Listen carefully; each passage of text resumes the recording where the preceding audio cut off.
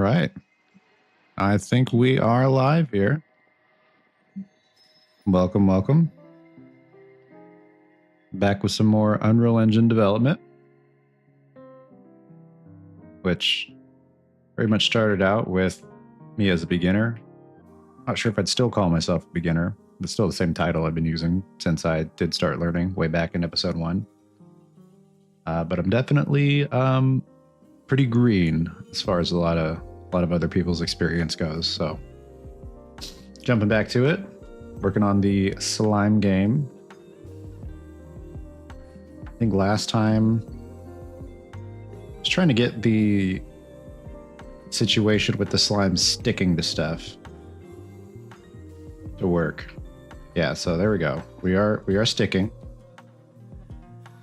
We are sliding, because ultimately I don't want you to stay stuck to something. I want you to be able to like slide down it, but like kind of a slow pace. Yeah, so the sliding works good. I want you to be able to like drag yourself kind of pathetically if you try to dash across while stuck. And if you charge up your dash, you could roll. You can roll that way and that way, wherever you want. So I think what we're gonna do now, what was I doing last time? Oh, I remember. Last time I was actually in the midst of like going through all of my functions and variables, just renaming everything in a more consistent way. So we have components, movement, functionality, debugging, input. Yeah, okay, so I remember now.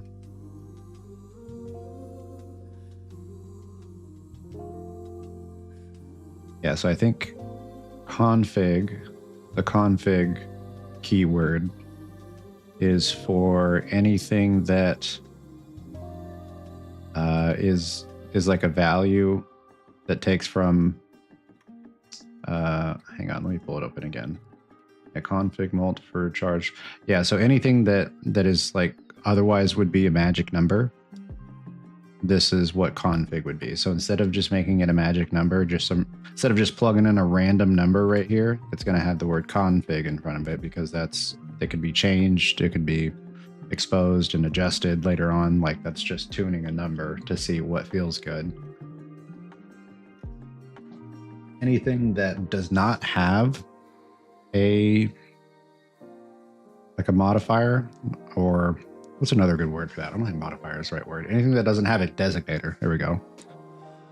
So like player velocity, final dash force, that is the output, the result. Anything with an output doesn't have like a designator, like config or requested, for example, or is, which is just checking can or is. Actually, player FOV should probably be a config.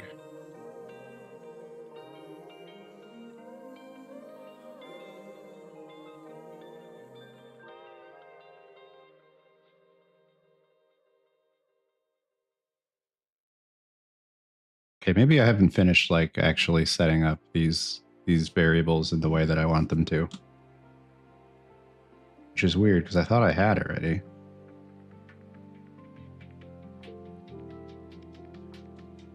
Anything that shows requested, which I only have one here, which is odd. I could have swore I had multiple other like requested variables. Anything that says requested is like a request from the player, like it's the input that's hit. And it takes that into like a calculation or a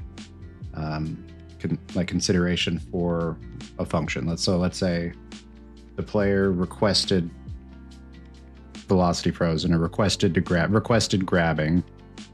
So whether you actually are grabbing onto something depends on if you're within the right conditions to grab onto something. So if I hit right click, I've requested and successfully grabbed on. But if I'm like midair and I hit right click, that requested grabbing is still checked as positive. I'm just not actually grabbing onto anything because the request was denied, basically, because the conditions weren't correct.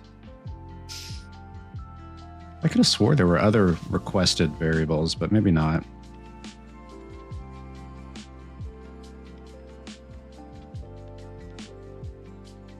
Could be mistaken.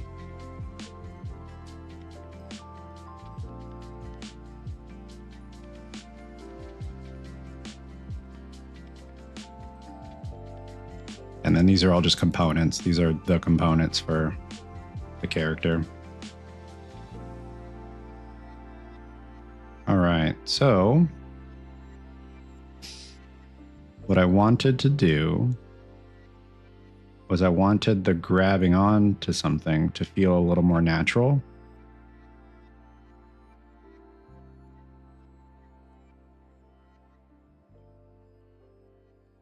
So I'm not sure if maybe, I don't know. I need some type of way to tell the direction of the surface that I'm clamping onto. Like if I'm clamped right here, I need it to be able to, like, basically I need some piece of information that's pointing, or I guess, yeah, with the flipped camera, pointing like at the wall here. So if I'm grabbed on, I need something that's pointing at the wall. Like that information I need to be able to create so that I can then deform the character to look like he's actually like kind of stuck onto the wall there.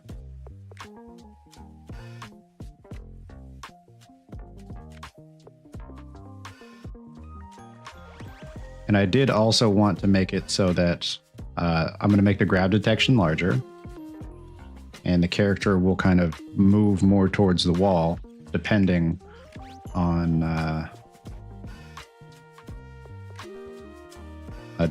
if it's actually grabbing. So if it grabs a little bit farther away and the character's not actually touching the wall, I want him to like magnetically like kind of stick to the wall, you know? So that is next goal here. So I think before I do all of that, I need to figure out a way. I need the data of like the direction of the wall. So if I can make just some random like in-game debugging arrow point at the wall that I'm sticking to, then that'd be perfect. Because that'll give me the data that I need to feed into the other pieces. So so we have grab detection, which come here. So grab detection's about this big. Should be a little bit bigger, I think, still. Grab detection should probably be like, let's do 5. Oh, that's probably a little big. So it looks a lot bigger than it is. You see this like little pixel down here? That's like how big the character actually is. For some reason in the viewport, yeah, or like right there. See, like you can actually see the actual size of the character. I don't know why the viewport, the material makes it look a lot smaller than it is. It doesn't look like this in game. It's like part of like the refraction animation on the inside. It's like randomly done with noise.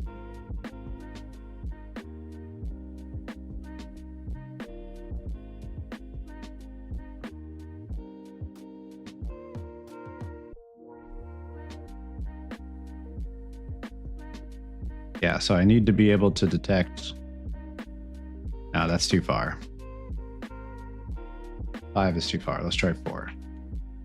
Maybe 4 would be better. I want to give a little leniency with how close you have to be. You know, like from there, and then you just like suck onto the wall. Maybe say it a different way. Then you magnetically attach to the wall. You know, because I want to be able to still attach to the wall if you're like flying fast at the wall.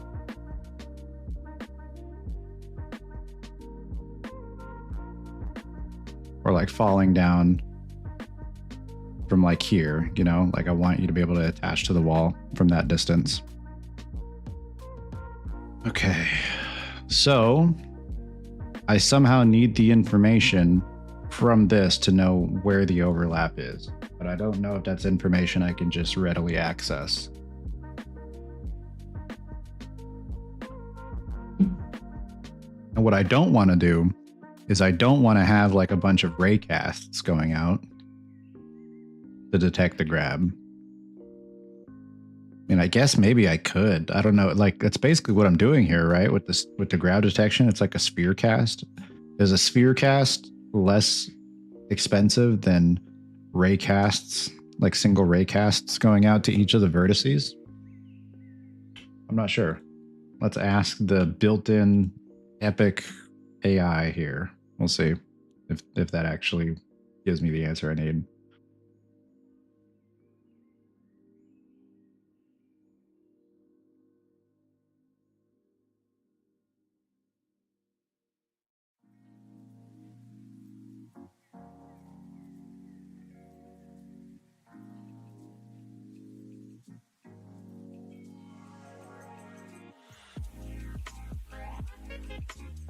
I don't even know if that's how you spell vertice. I think it is.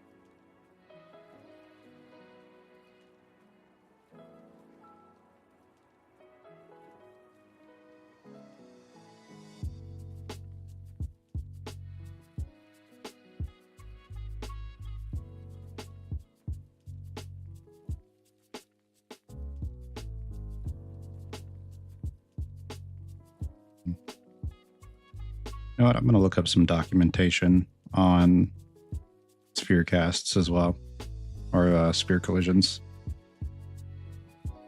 See what kind of data I can get out of it.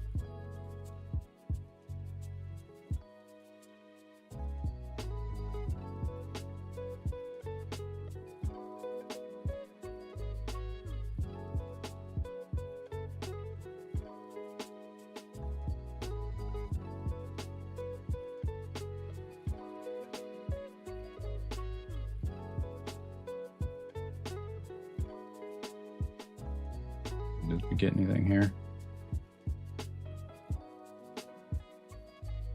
Okay, yeah, overlap point events do not provide exact contact points or impact locations.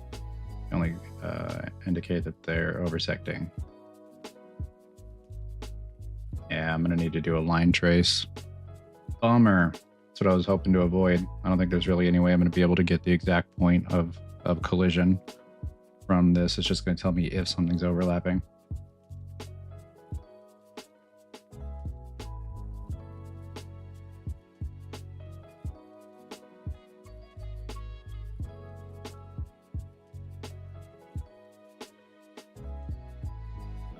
Each candidate perform a sweep or line trace.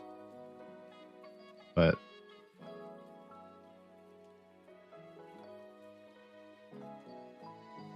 that's not really giving me much more information than I already had before.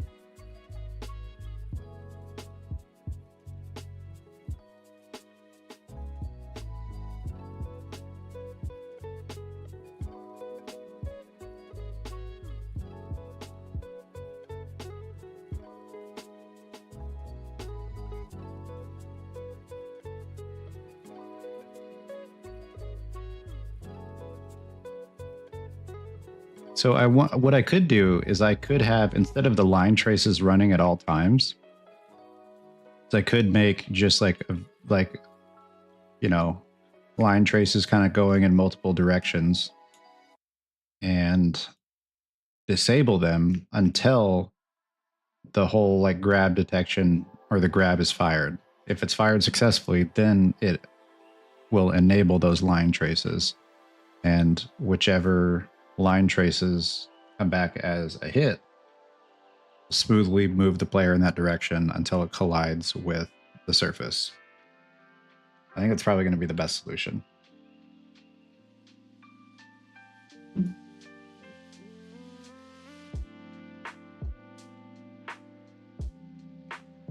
So I have never worked with line traces, so that is something new we can do here.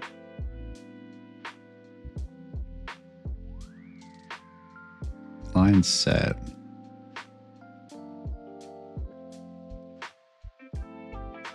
Is that a component I have to add, or is that just going to be part of the blueprint code? Because I'm not sure how to tell it which direction, which I guess I could just code it. I could say I could put in the hard values of, if this grab event occurs, fire a line trace in this direction, that direction, that direction, that direction, that direction, that direction. Like I'll have to put in the hard values of where it fires the line trace at. I don't think I can actually get it from like a component that I add. Like I can't add in like a line trace that is such ways long and is only activated when this is activated. Right? Like there's not other types of collision. Maybe it's there's box capsule sphere collision. Okay, yeah. So I'm gonna have to use this sphere collision to enable the line traces. Okay, so we have grab surface. Requested grabbing. Within time. Okay, so yeah, if I haven't recently jumped, if I haven't recently jumped, we are getting the overlapping actors from the grab detection. See, I could have it just fire at that, or like just move towards the overlapping actor, but I'd be moving towards the origin of that actor. I wouldn't be moving towards like the point that you're grabbing. I wish it was that easy. I could just say move towards overlapping actor. But yeah, it's going to move towards the origin.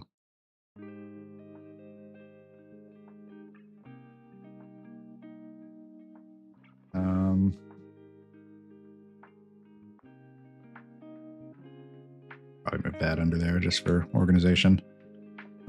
Okay. Physics linear velocity. Yeah, and then this is what's like slowing the world velocity down.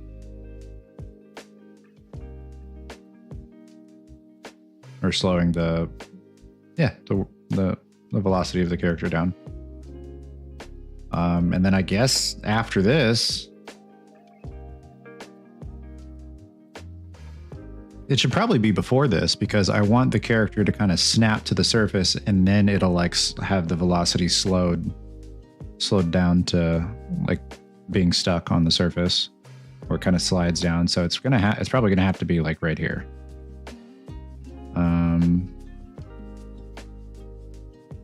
I wonder if I should build it out here first and then put it. No, I'm gonna do it right here.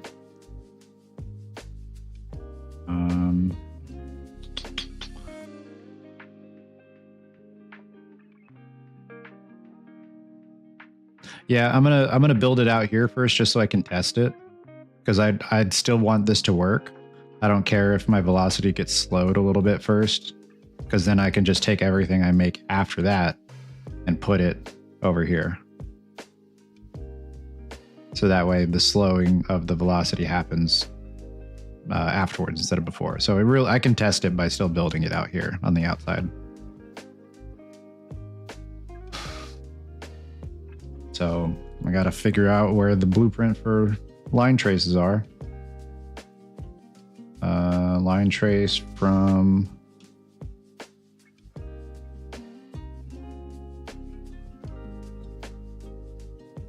Form a line trace against a single component.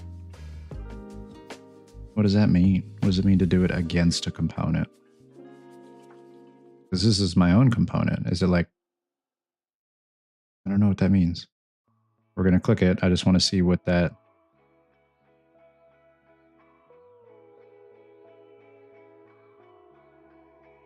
Masking the Unreal AI.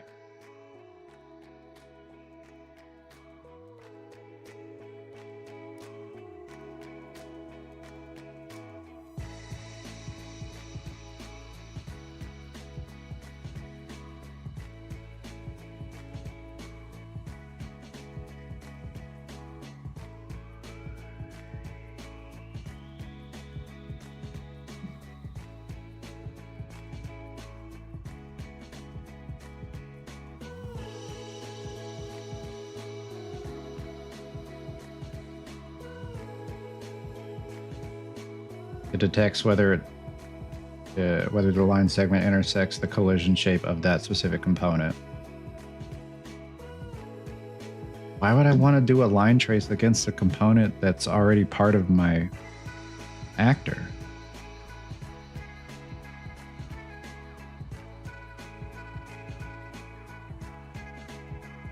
Oh, checking for collision hits specifically within. Okay. Okay, that might be what I need to do then.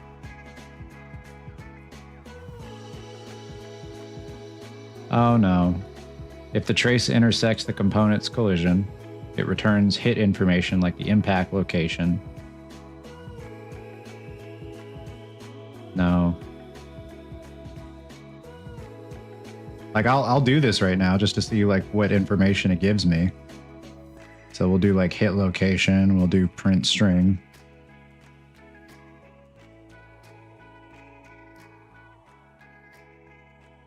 I don't know why it doesn't let me pull out from there and click print string. I have to like then drag this over here and then it makes the little converter. Anytime like it needs to make this little conversion here, it just doesn't automatically bring up print string when I pull from it. It's kind of annoying. All right, let's just see what info this gives me. Oh, hang on. Key.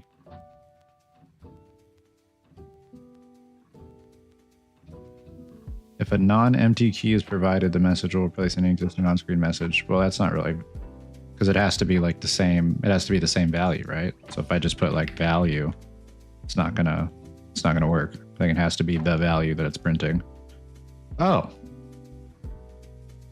no, it totally does. What? It just has to not be empty? Really? What's the point of putting text in there? Why isn't this just a checkbox?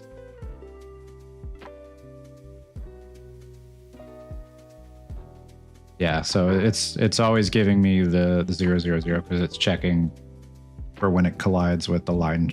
Oh my gosh, it checks for when it collides with the grab detection. Let's show trace. I want to see what that looks like. Maybe visualize it a little better.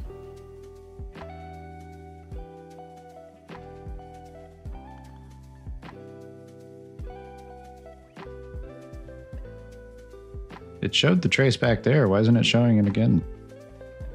See, it shows the trace right there at the bottom. See the little dot? That's the line trace. But it's not showing it now.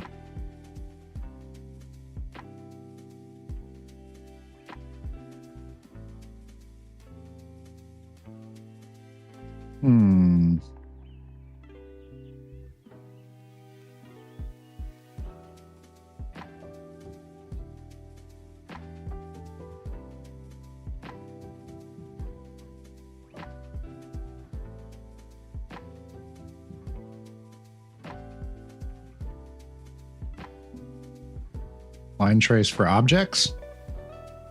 Maybe that's what I need? Out hit.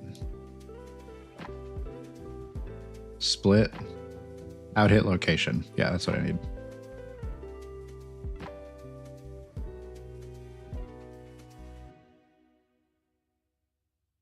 Oh, wow. I can't. Those just got to sit there. Okay. I mean, it's fine. Actors to ignore. Self. Can I just hit self?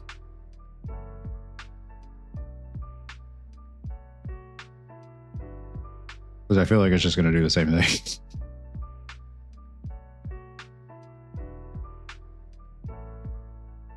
See, now this is the part that I don't really understand, is how do I specify the direction that the line trace is going to shoot out towards? Because I would have thought that it would give me like a vector, which I have start and end right here. Is that it? End of line segment. Yeah. Okay. Well, okay. Yeah, actually this is. So I think this is local, right?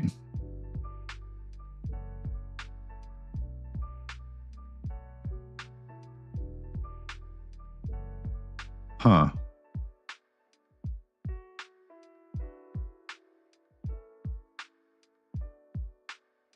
Okay.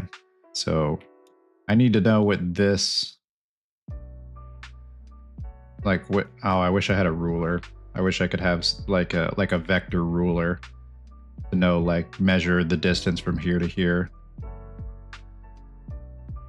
Because that's along the Y. So let's say, for example, let's do forward. We'll just do X. We'll do X positive. So it starts from 0, 0, 0, and then goes to X positive. What would we call that? There's no way it's 4, right? Because that's the scale. Oh, you know what? Actually, I'm going to move it back in a second, but if I move the origin there, it'll tell me. 130. Okay. So that's about 130.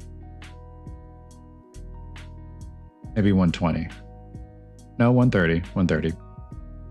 Okay. Oh, so let's go back over here. Oh my gosh, I don't need all these functions open right now.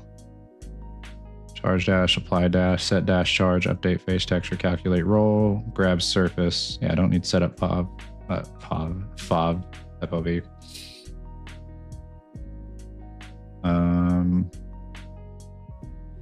That was 130. So ends at 130.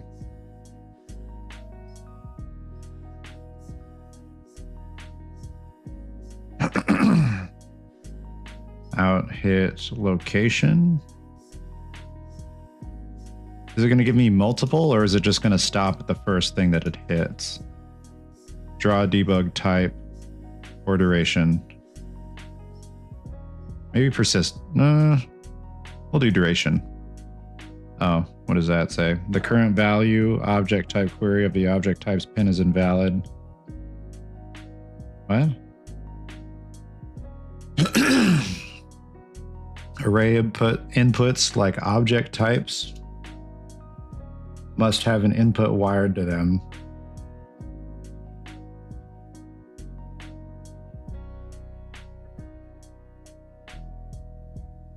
Oh, it has to search. I need to specify a kind of object. Object type. What kind of object is this? This is static mesh actor.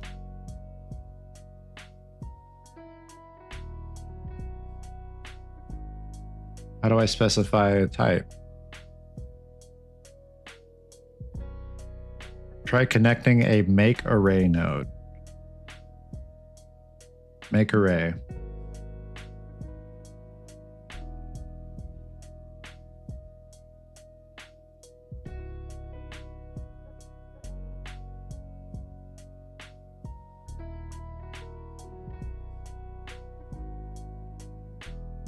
I'm so confused.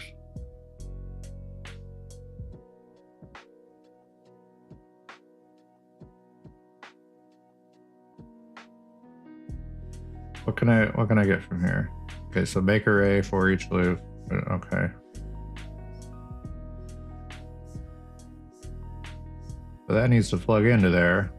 Oh, hey, look at that. Oh, look at that.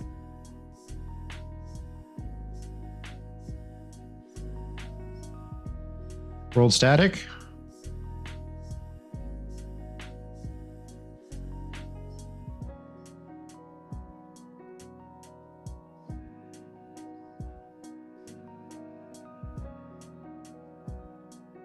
Can I not repeat this? Is this only doable once?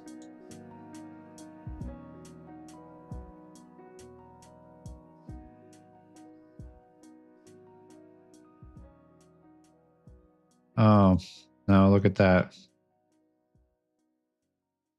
always going to draw from right there because that's the world origin. So when I do this, I need to get the local. Okay, I guess I figured this would be tied to local space and not world space. So I need to get the current. I basically wherever in the world this is, the 130 in front of my character. I need to get that. Okay. Get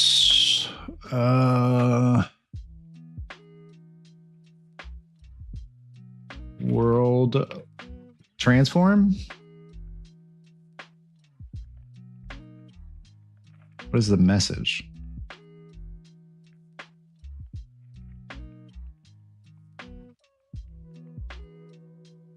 Oh, I see. Yeah, this doesn't actually do anything. It's not like set world transform, it's get world transform. Okay, I see what it's saying. It's just a piece of information. It doesn't do anything on its own. Get world transform.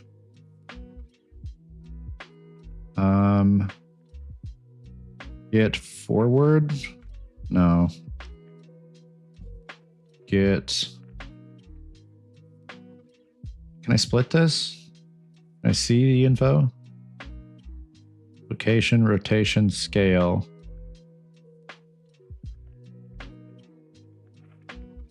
All right, more print strings. We need more print strings. More print strings ASAP. I think I just need the location. I don't need the rotation because I need the location regardless of how my spin velocity is. I just need it to be the location of the actor. Yeah, so just, oh, I forgot it's not going to let me print string, right? That's illegal. Yeah, that's illegal. Okay. Print string. Bam. Yep, get out of there. What are you hiding for? Key. Yes. Like this key really should just be a Boolean. I don't know why it's not. Error. Message node get world transform must have a valid target or reference to self. How do I get self? Can I just self? Oh. Get a reference to self. Beautiful. Okay, that's what I need. Current value of in element handle pin. What? Is invalid. An action get world transform must have an input wired to by ref params. Expect a valid input to operate on. What are you talking about, brother?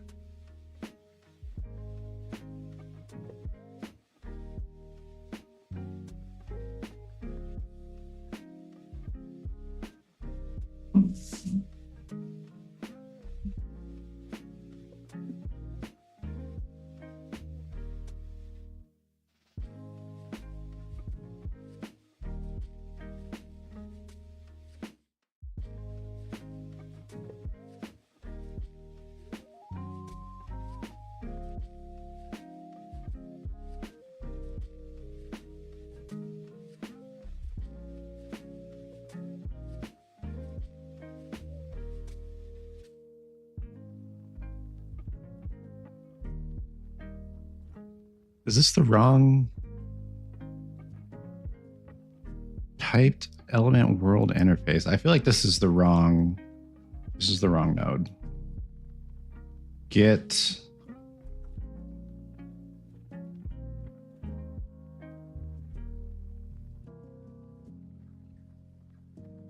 actually, you know what? Let me grab this little self node. Right, you get out of here. What can I get from you? Get actor transform. I think that's all I need. Get actor up vector. Get vector.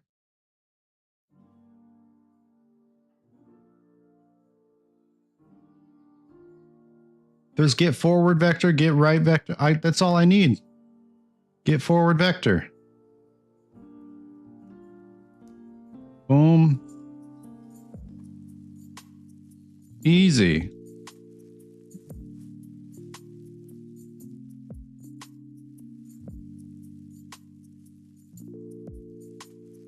Okay, yeah. So that's perfect. So that I need to get forward vector. I need get rid of you. See you later. See you later.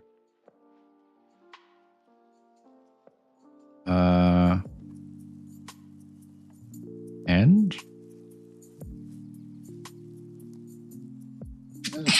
Oh gosh. One moment.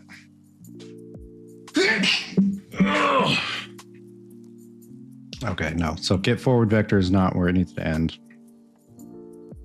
I do want to see exactly where that stops though again.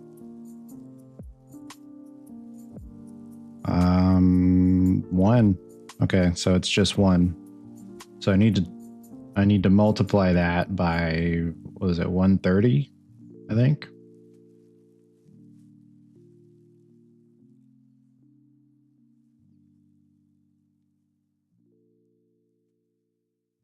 Get actor transform.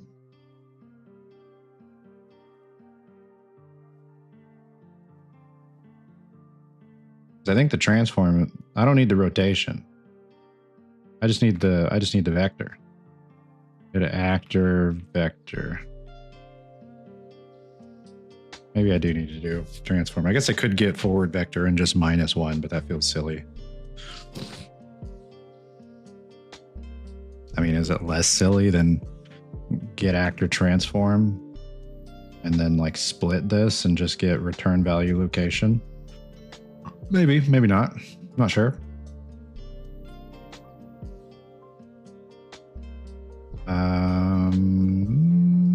Okay, they can get rid of those now. Actually, I want to make sure that this is just 0.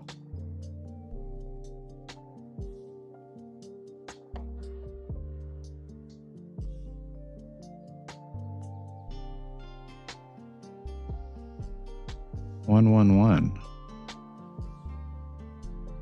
Oh, scale. Yeah, location.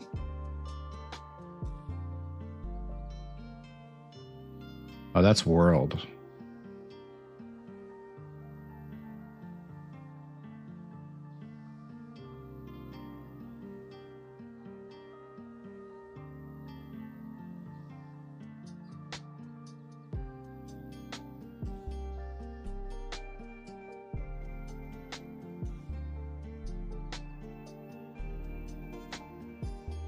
Okay, it is going to need to be world. I don't think forward vector is what we need.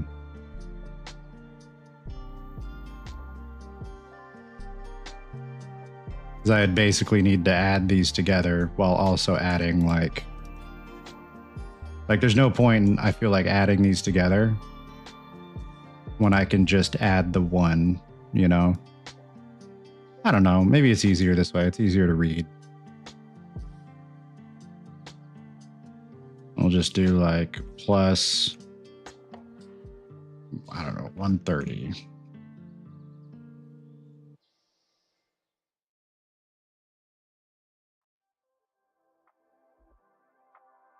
No, I should just do 130 in all directions, right? X, Y, and Z. I don't even need the vector.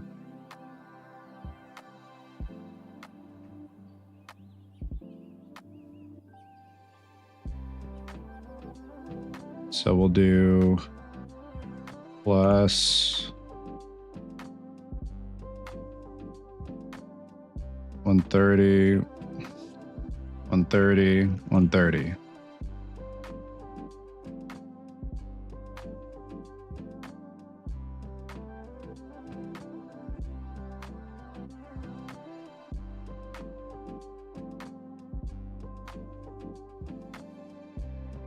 So if I were to plug that in there, I'm going to get 130, 130, 130, right?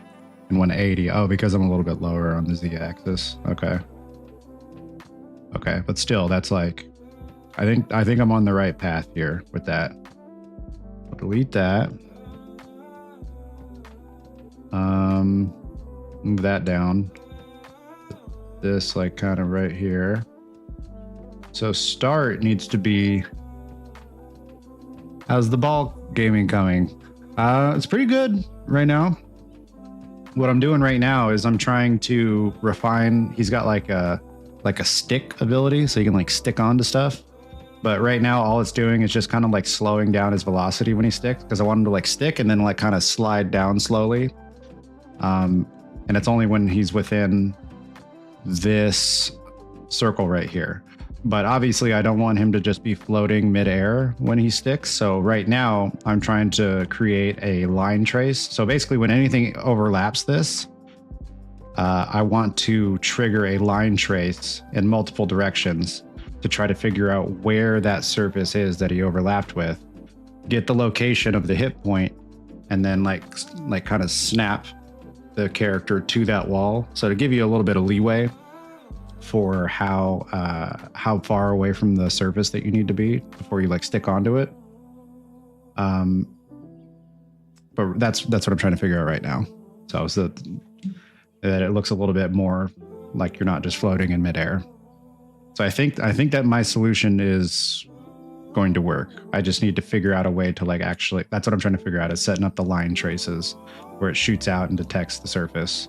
And then after that, I'll need to set the logic where it gets the location. Now I need to move the actor over time, quickly over time, but over time so that it doesn't like teleport, but like quickly over time, move it to the surface.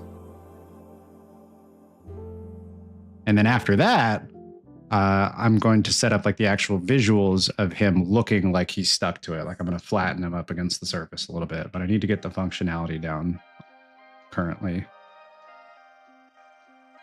Also, when you charge up your dash, there's no meter anymore. You just kind of like zoom out with your FOV and you dash.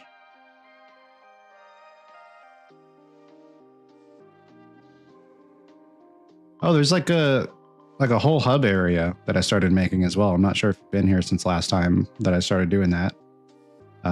It's very, very basic, bare bones, but I'm making like a little hub island area so that there'll be like little point. You like start here and there'll be little points where you can start different levels at. Like there'll be like a speedboat right here, or like a submarine right here, or like a seaplane right here. And this will take you to like, you know, an on surface, like on the water surface level. This will take you to like an underwater level.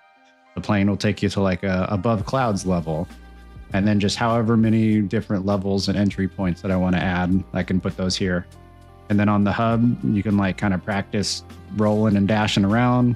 I want to put like a little leaderboard that shows like fastest times, because I'm not going to do any crazy multiplayer stuff, but the closest thing to any kind of multiplayer, I think, is just going to be like leaderboards. They'll just store like fastest times and stuff for that. And then maybe you get like little rewards for completing a level under a certain time, or maybe being the top of a leaderboard, and I don't know, maybe from a certain time to a certain time. I don't know. We'll see. That stuff will all come later. But right now I'm trying to finalize the mechanics of the movement before I start making levels, so that I know how I should make the levels. So I don't like make levels and then add in another movement mechanic that completely negates how those levels play.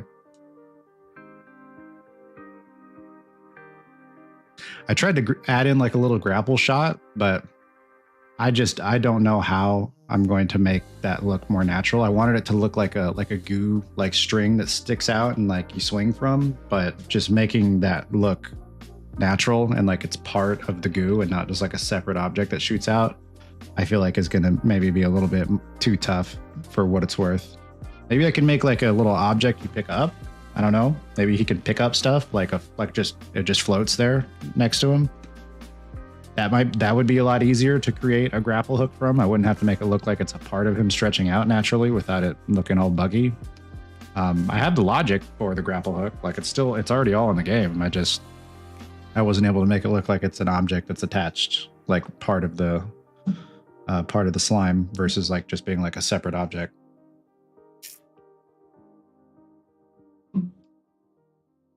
But yeah, overall, it's going pretty good. Some good progress. My mod currently has helped co-develop a lot of this, essentially. Like a little bit of like co-development, a little bit of like tutoring me through this. I'm very grateful for all the help he's provided.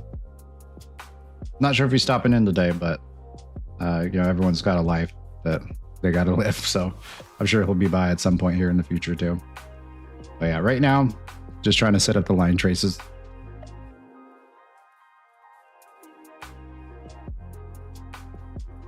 Yeah.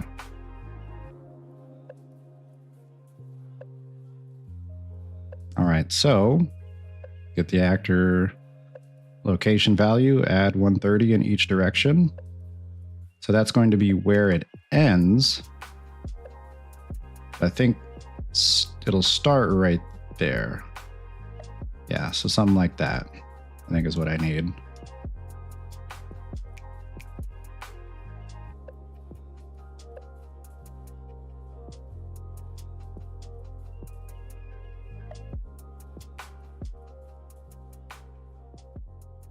I don't know that this is going to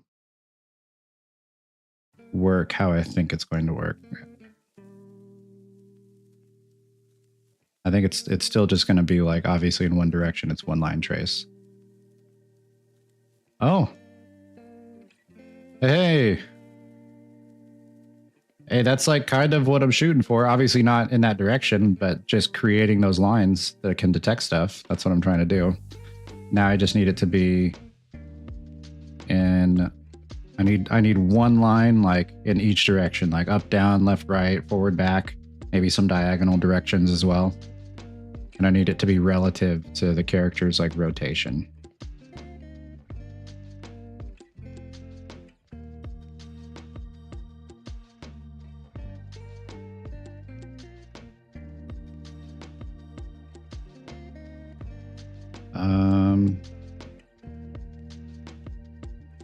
Not hit location. Here, let's go back to the test map. Which direction is that shooting in? Okay, so it's like over there. So let's see if it actually does hit something. Oh, yep, look at that. It's hitting stuff.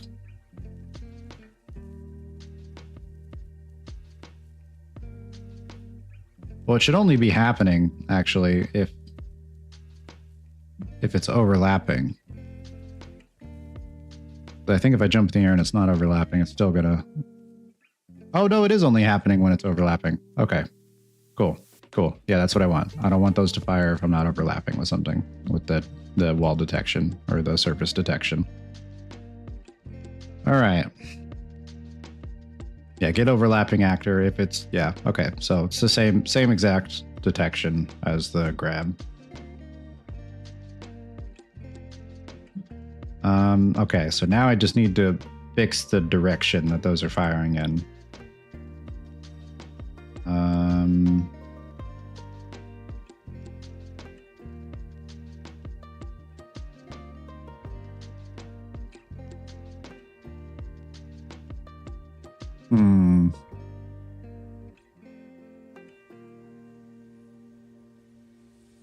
How am I going to feed the rotation into the end here?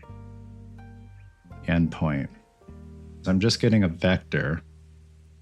So I need to determine the vector I need to calculate the rotation before it gets here, because I just need the final vector. Is there a get? I guess that's what the get forward vector is for, right? Get forward. Get actor forward vector.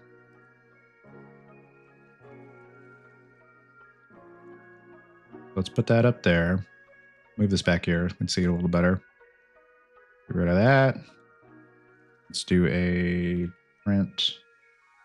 Forgot I can't do that. Need to do this first. Print string. Forward vector. Boom. Key. Yes. Save.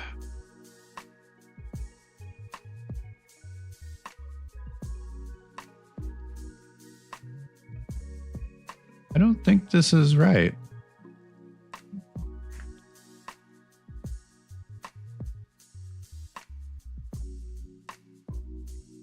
Oh no, it is. Okay.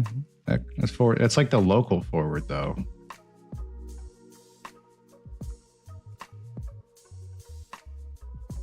I don't think this is gonna do anything. I like plug it into here and then like plug that into there.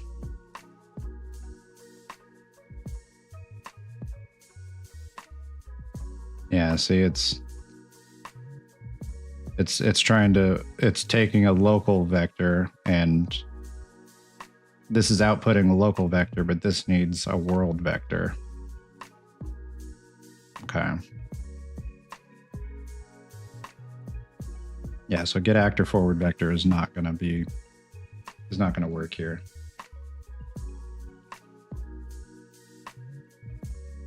I'm going to need, let's see.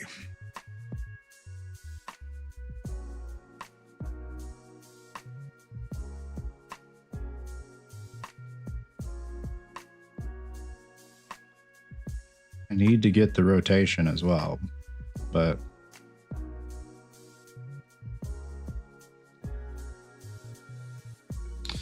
okay, how can I determine the right vector based off of the actor's location and rotation? I need one singular vector.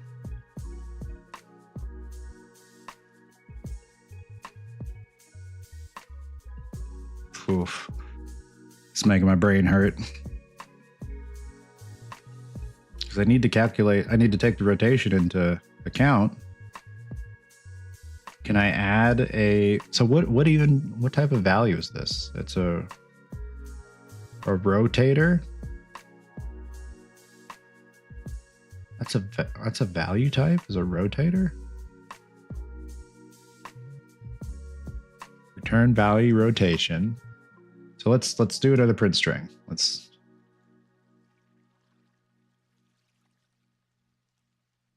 print string.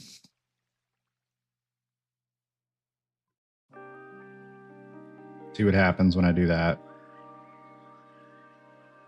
Key. Yes.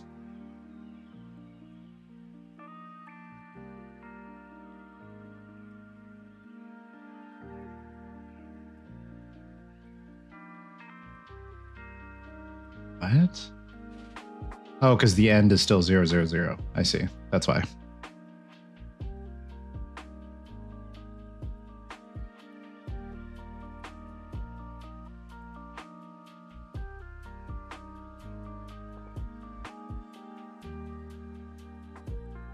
What?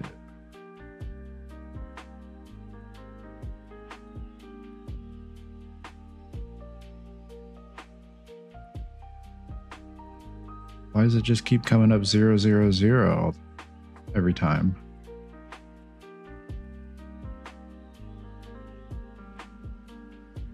I'm rotating. What is happening? Is that like local rotation?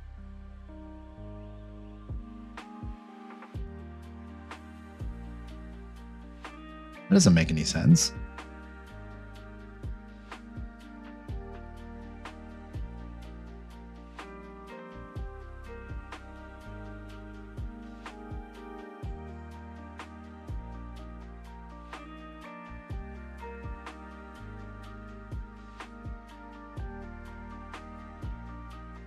I I don't know why it's doing that.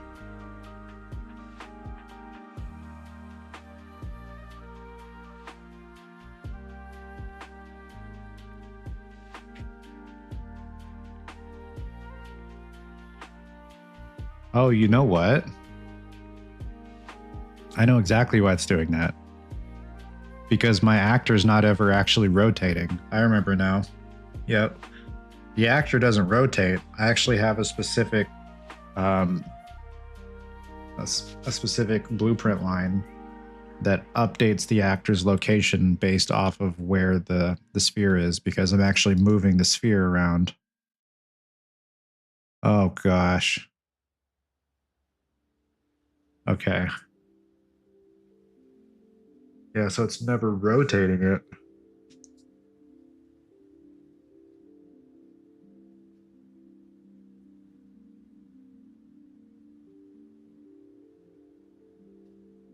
That's probably a good thing, right? Actually, I don't think I need to get the rotation. Yeah, now that I think about it, I don't think I need to get the rotation. That's unnecessary. It can just be a static, non-rotating sphere of line traces going out each direction. It doesn't matter what the rotation is. Yeah, okay. I don't even need to do the rotation.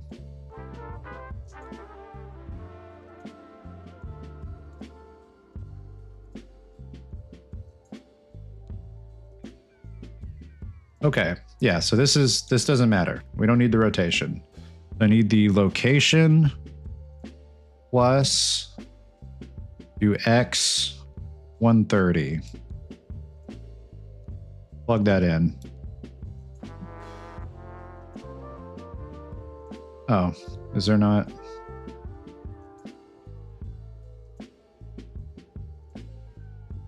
What is happening? Oh, I didn't plug that in. That's funny. Okay. Yeah, okay, cool. Yeah, I don't need to get the rotation. I don't know why I was tripping about that. I can just... All right, now I need more of these. This is the logic. I need more of these. Gosh,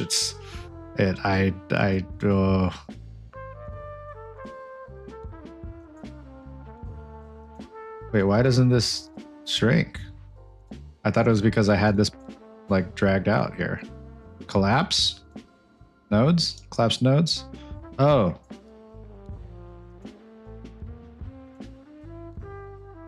I mean, that's not a bad idea.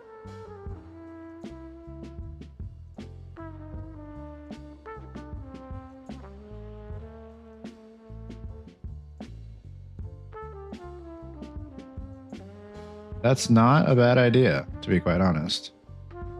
Except I hate how when you collapse a node, it like hijacks your tab right here. I wish it would, like if I clicked on this, I wish it would bring me to a new tab right here. I hate that it just hijacks this tab and I have to click back here, back to grab surface.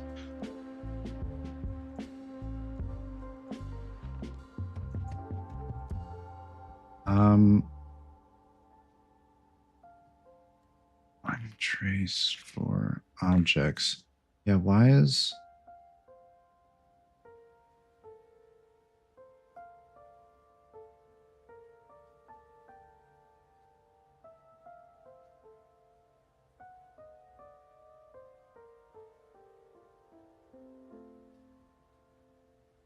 Multi-line trace for objects. Hold up.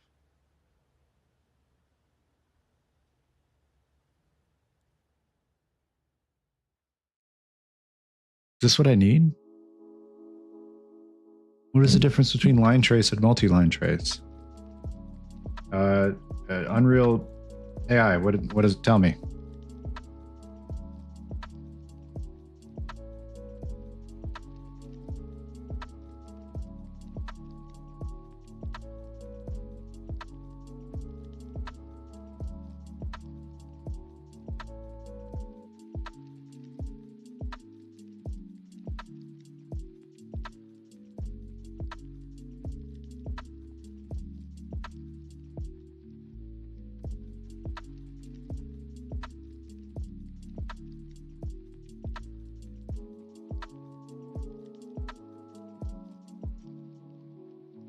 Oh, okay. It's the same thing. It just returns all the objects in that line for the distance. Whereas this one is only returning the first object it hits. If this were to hit multiple objects along that distance, it would return all those objects. Okay.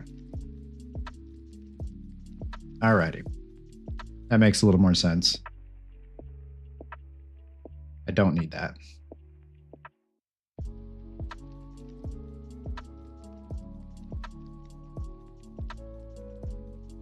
You would think that should probably be named line trace for multiple objects instead of multi-line trace for objects. Line trace. What is channel? What does that do? Split.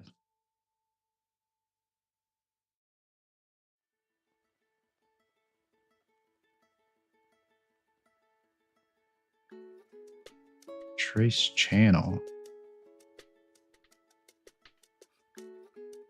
I feel like for objects is probably what I need. I don't think by channel is what I need. I think it's like if I was creating like a damage player function, if I was like, you know, you're making a shooter. I'm here. Tornado sirens just started going off though. Oh, shoot. That's no good, man. Yeah, definitely get to cover. Or if you have like cover in your home, that's preferred. I wish I did. I don't have anything here. I just hunker down in the middle of the hallway and fingers crossed that I don't get something that goes over my house. It's probably not what I should do, but you know. But yeah, get to safety, man.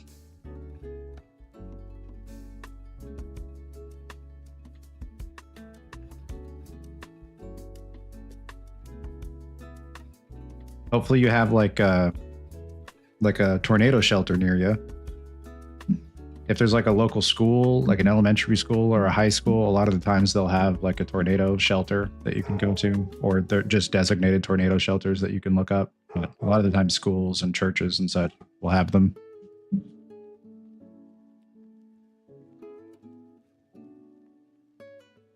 Yeah, be safe. Best of luck, man.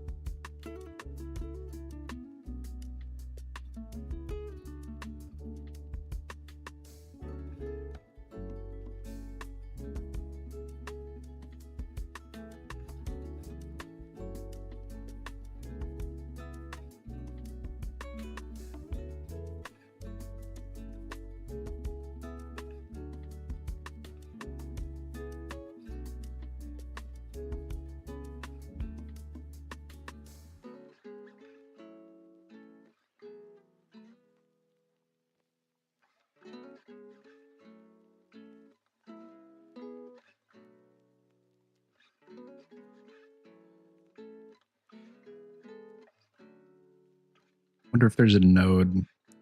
I don't want to like create a huge like array of these line trace for object nodes if there's one that can make multiple. Unreal does not provide a single blueprint node that performs multiple separate line traces simultaneously along different lines. To create multiple line traces at once, you typically need to use multiple line trace nodes. Inside a loop, okay. Yeah, I could for loop it.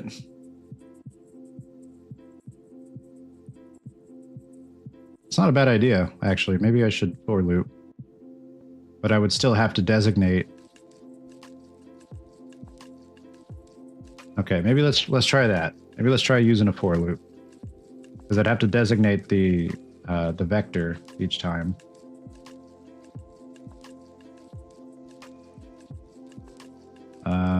For loop.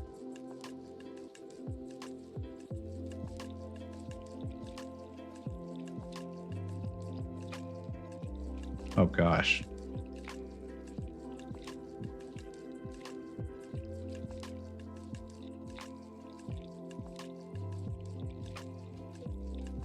Or is it a for each?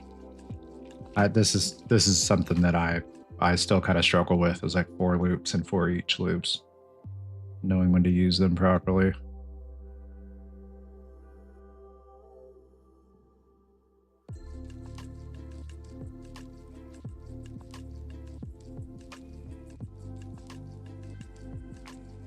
First index, last index. No, this might not be what I need.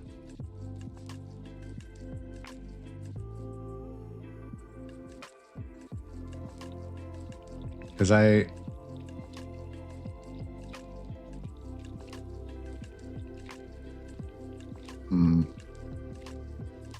I think it's just gonna loop the logic that I use here X amount of times, right? Is that wrong? I feel like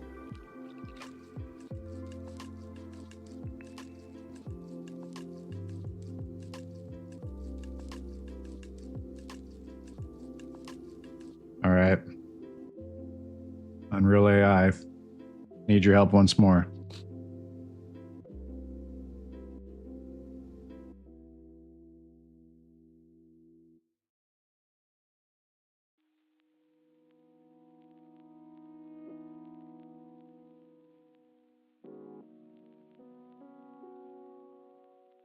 As used in Unreal. Yeah. So I can understand what info needs to be plugged in where.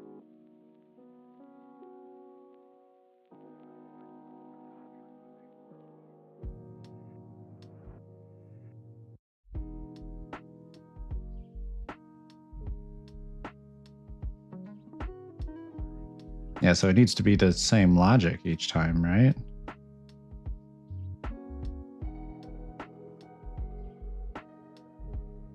I guess I could have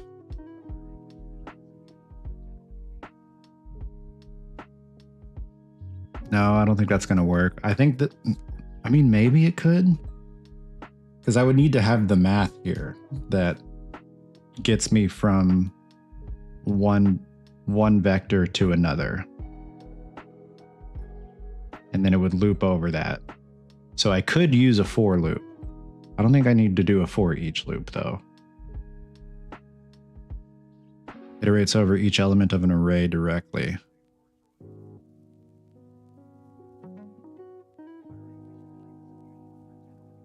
I could use a for each loop. Well, no, because it's not going to do them all at the same time. Like if you're holding it down, it could probably loop through all of them at once rather than having to fire them all off at the same time. It's just like very instantly and quickly looping through and firing one off in each of the designated directions.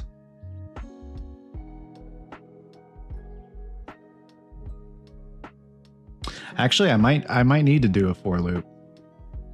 I don't need to. I could fire it off at the same time. But clicking once could loop through and just fire one off at each. I mean, but do I...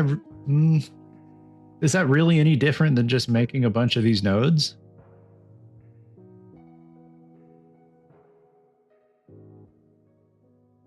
I don't know that it is. I don't know that it is. Seems I'm having a hard time telling the difference between why I would use a for loop.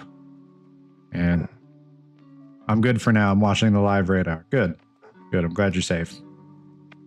So my solution right now for the grabbing onto surfaces that we were kind of going over last time is I'm using the grab detection sphere. If anything's within that sphere, I'm going to fire a line trace in like multiple directions to get the collision point of the surface that you're trying to grab onto. Right now, like I've got it set to where like it fires a line trace, but it's only going in like one direction right now. So that now I'm trying to figure out the most efficient way to set it up for each direction.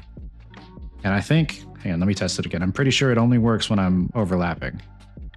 Yeah, it only works when I'm overlapping, when the grab is actually firing. That's the only time that it's firing the line traces. So I was trying to figure out if there's really much difference between just making a bunch of different line trace nodes like sequentially in order like that, or if I should use like a for loop so that it iterates and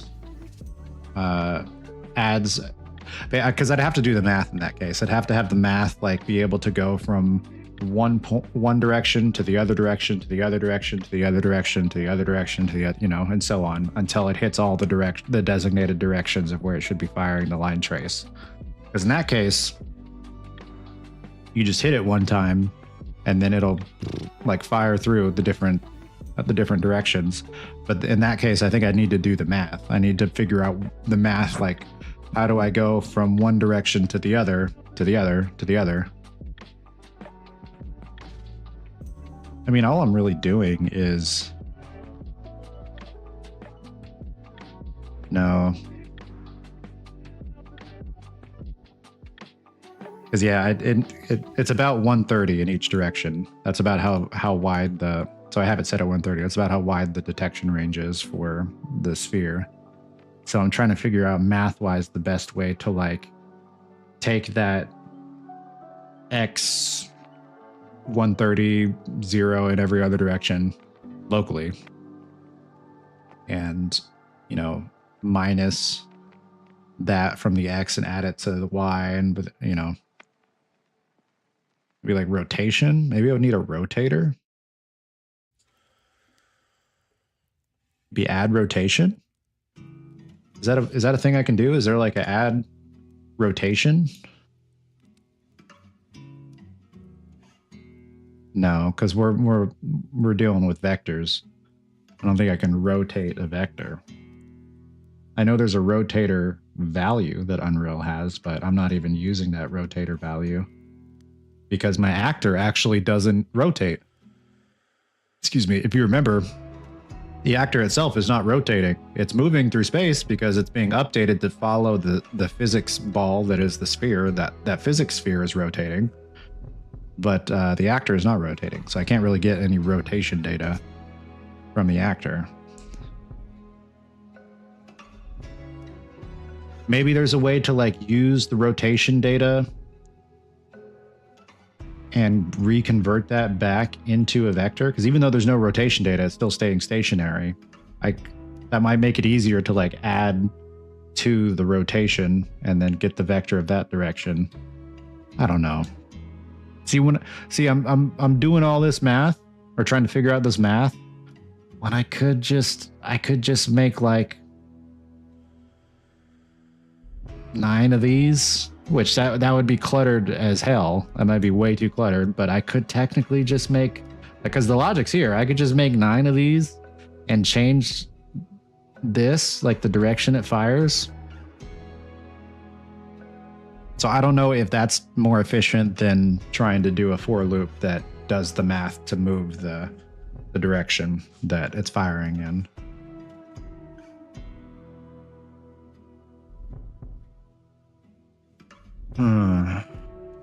What would the math even be there?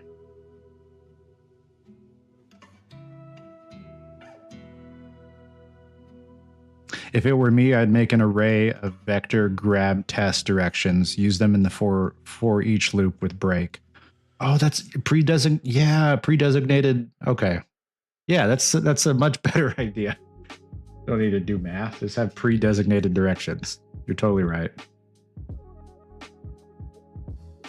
Making it way too hard on myself.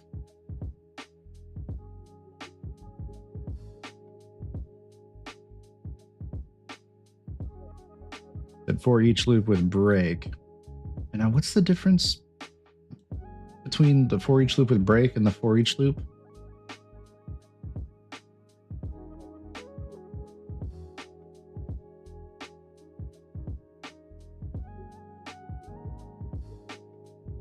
What does the break do?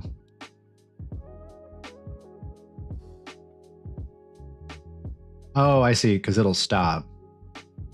Okay, yeah, because this will just keep going through the array. It doesn't really... Well, no, there's a completed.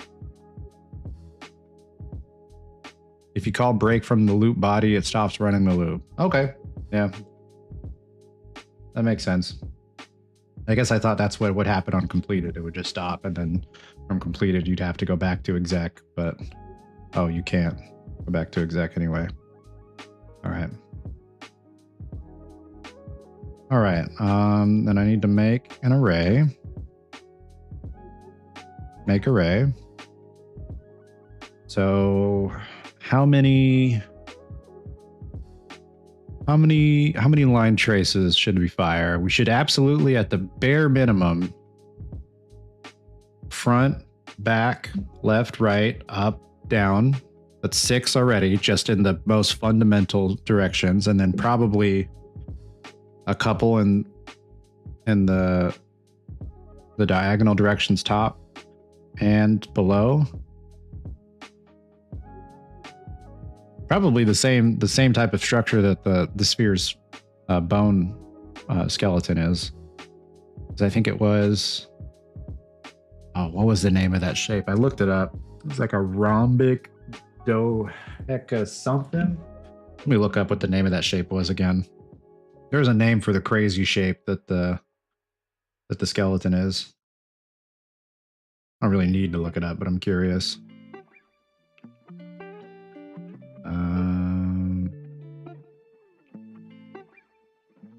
A rhombic dodecahedron. Dodecahedron. Put the most likely to hit at the top of the array so it can early out. Yeah, so the most likely to hit would probably be the forward vector, but unfortunately we're not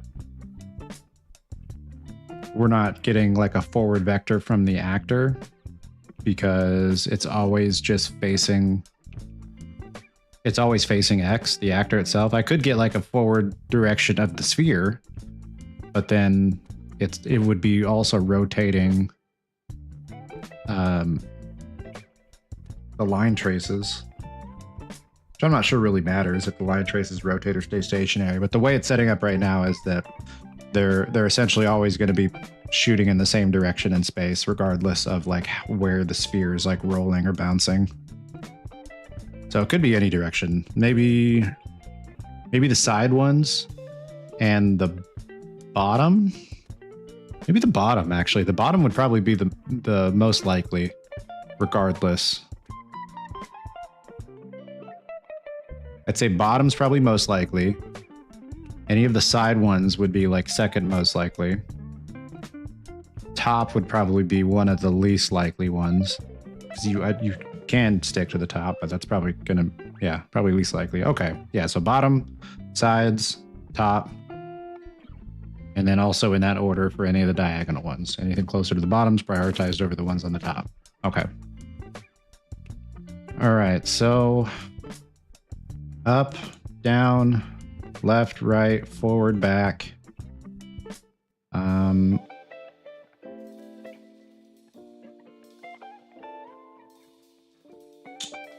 I guess 4 on the top as well. Let me look at the bone structure real quick. Also, I don't know if your Windows 11 did this, if you use Windows 11, but mine updated here recently and just added all these stupid categories down here. I'm sure I can look into it and change it, but one day I just opened this and there was all this clutter down here. I hate it.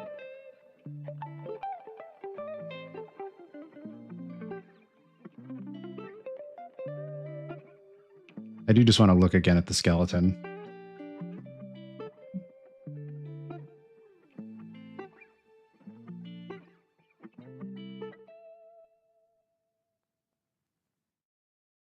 Not responding, Blender. Okay.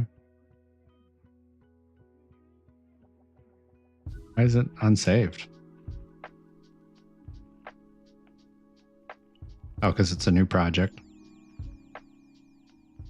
How many did I have? So this is probably the structure I'll have set up for the line traces as well. I probably don't need more than this. So yeah, 4 at the top diagonals and 4 in the bottom diagonals.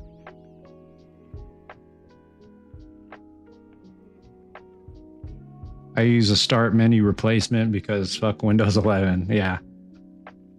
I read this is a React native application. This is a whole separate application that opens when you hit the start menu.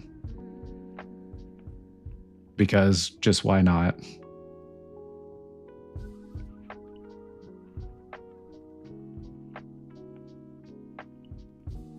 Because why not?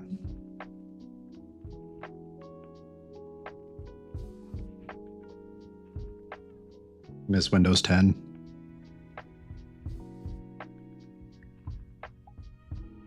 Everything except Cortana was perfect.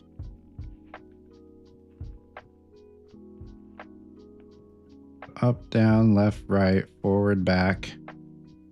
1, 2, 3, 4 for the top diagonals. 1, 2, 3, 4 for the bottom diagonals. Okay. I use OpenShell, which gives me back my beloved Windows 7 menu. Oh, really? Let me look at that. Look that up.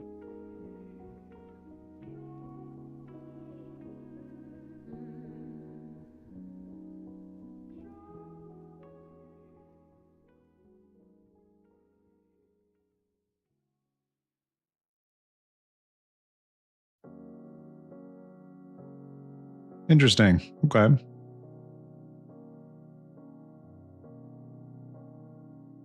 I'd have to check that out. Yeah, a start. I've never really considered it, but the less I'm able to customize my start menu, the more I think I'm wanting to replace it. I had I don't mind having categories, but I don't want these random pre-made categories. I don't think I can change what these categories are. I think it has to be show recently added, show recent mobile. What? These folders. Yeah, so can I set a personal folder? No, I can't. So I miss how Windows 10, you could just drag them into different rows and you can name that row as a category. That's how I used to have it set up. I'd have the browser row, the gaming row, the productivity row. But this garbage, I don't know, brother. Oh wait, can I just drag stuff in here? No, of course not. That'd make too much sense if I could just drag stuff in there. We're Windows 7. We're Windows 11. We know exactly what you want in these categories. You want to change it? Too bad. We know better than you. Oh gosh. That's sad. So sad. Okay, so yeah, I need to save pre-designated vectors. Copy that.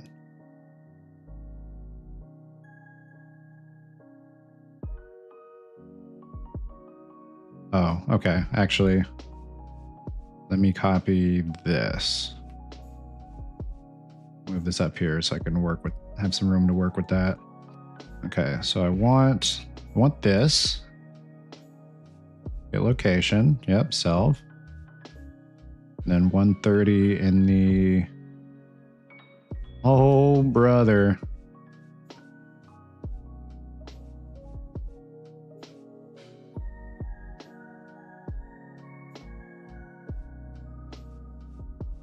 Oh, you know what would be great? Is there a way it can add No. It would be cool if there was a make array where I could just plug in the return value of the actor transform and then basically do multiple sets of math with their own output, you know?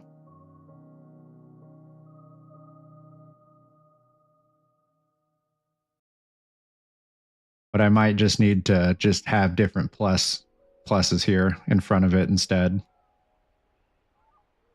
You should do this as 100 through 010 etc or ECT. Then have a multiply distance variable. Do this as 1. Oh, I see what you're saying. Okay. Okay. You're totally right. No magic numbers. Okay, and then yeah, just put that there. And this, let's unplug that. Then multiply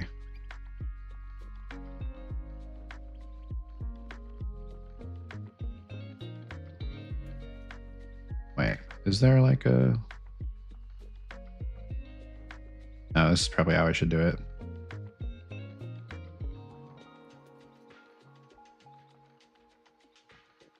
Yeah. Okay. So this would be the multiply distance, and then this would come down into these sections here. Multiply can go inside the loop, so save it for later. Oh, I see what you're saying. Okay. Yeah, so all I have to do is like this. Okay. Gotcha. Gotcha.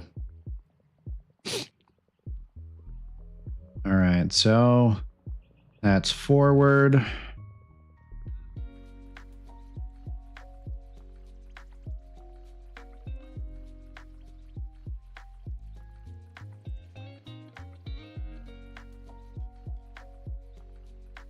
Backwards. Wait, no, that's like right. Backwards is going to be negative. I should probably just do one of each positive, one of each negative. Yeah, one of each positive, one of each negative, and then I'll do the diagonals. Oh, but I should start with, like you said, I need to start with the most likely. So most likely is going to be down. So that'd be z negative 1. You don't need the actor transform until the loop either. You can just type these straight into the make array. Oh. Okay. Yeah, I guess you're right. All right.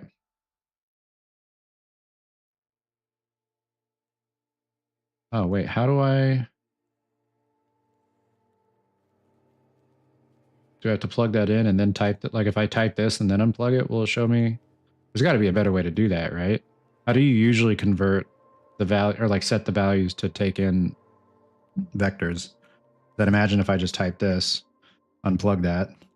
Yeah, and then it's like that. Is there a way to do this without having to just do that little workaround I did?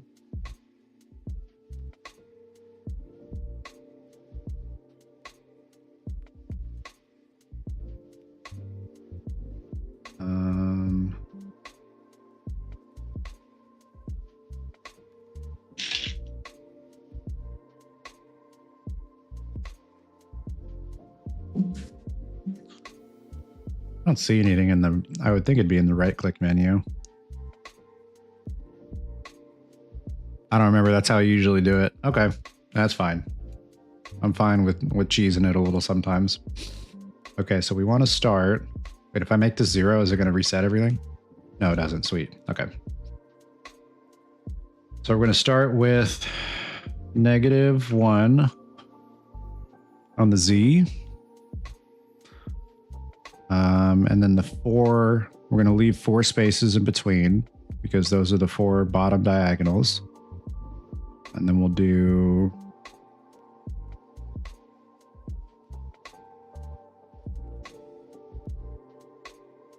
-y1. Actually, positive y1.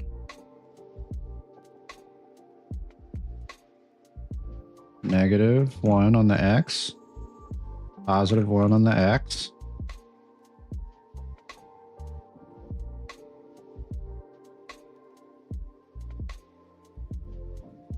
Wait, why did that do?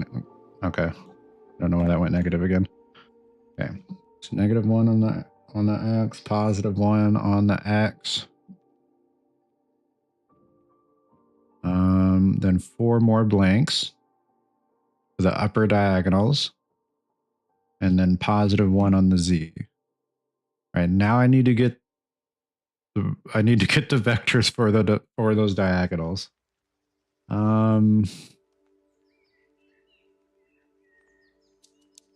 It's going to be the best way to do that.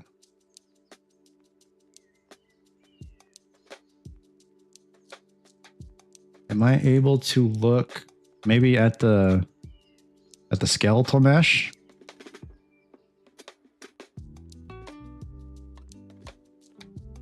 No, hang on. Blueprints? Layer? This is the next thing I'm gonna have to organize, is the file structure.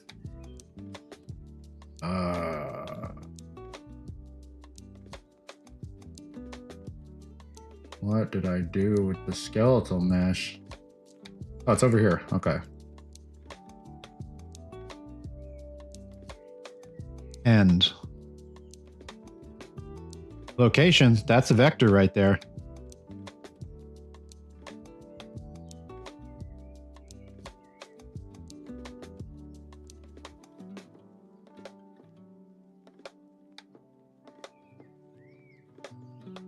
Oh yeah, we're doing ones. That's right. It doesn't even matter. Okay, it would just be 1, 1, 1. Yeah, you're totally right. You're totally right. I'm a pro at trying to make things a lot harder than they need to be. Like, if there was an Olympic sport for making something harder than it has to be, I would be reigning in the gold every year.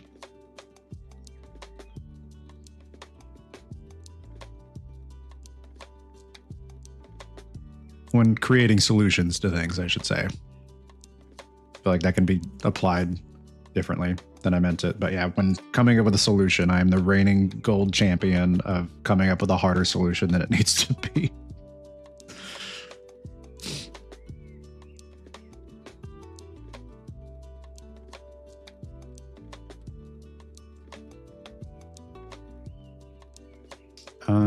Okay, so yeah, we are. So these are all still going to be -1s. -1. -1. And -1. Okay. Then this will be,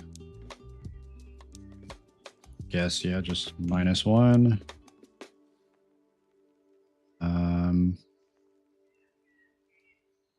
Oh my gosh.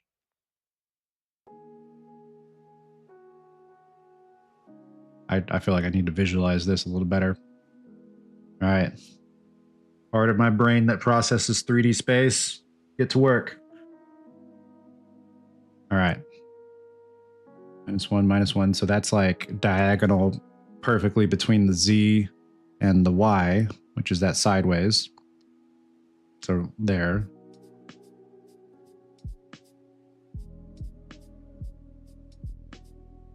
That's not really where I want it.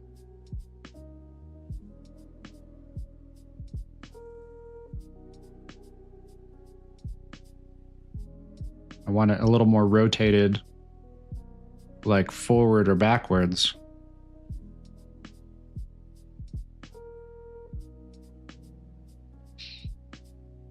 I will figure this out. So I'm going to have to add multiple values here, like per, or one per each field. Per each X, Y, and Z field. That's what I mean.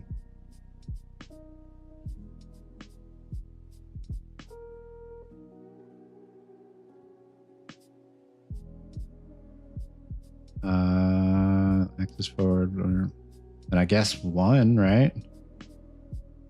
Yeah, 1, -1, -1.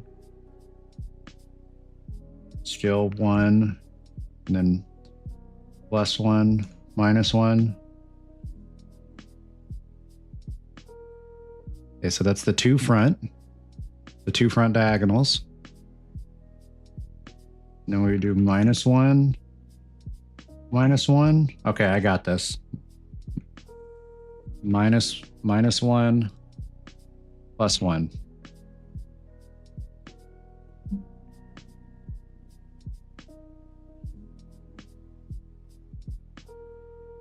I think that's right.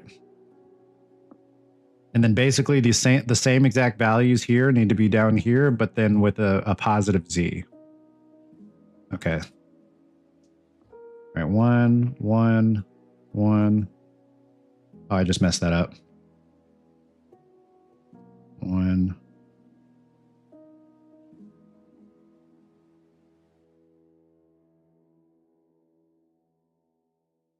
Oh my gosh. Okay, hang on. All right, so this is down, down diagonal, down diagonal, down diagonal, down diagonal. This is left,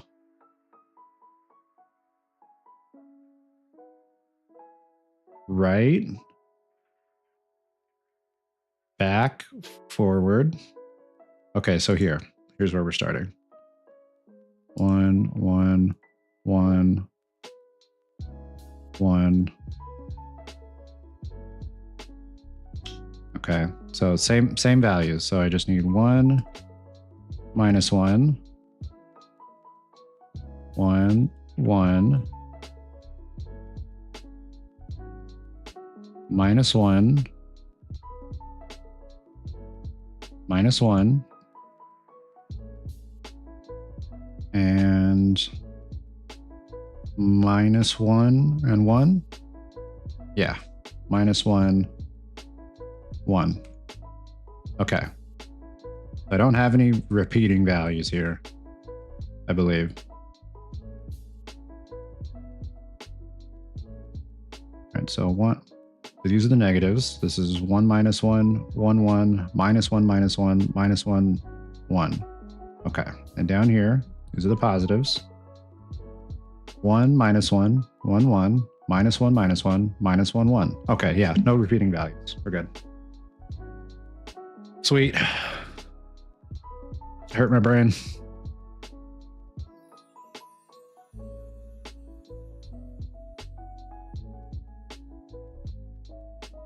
All right, so the array feeds into here, right?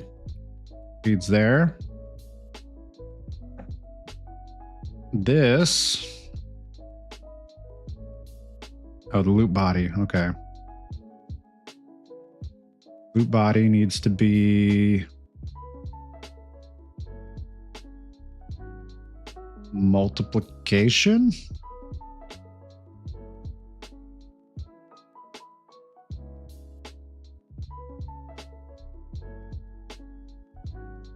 So the array element comes out. It is no, because I need to get this. I need to get return value for the location. We're going to multiply by, no, we multiply from here and then it goes into, yeah, okay, so no, this actually needs to be a plus.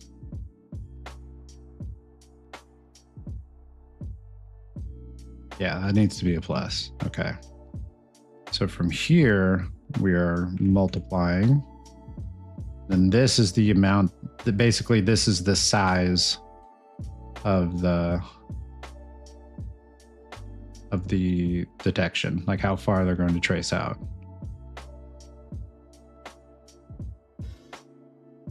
So it'd be 130, which I can promote this to a variable. Promote the variable. Should I name this? This will be line trace array size.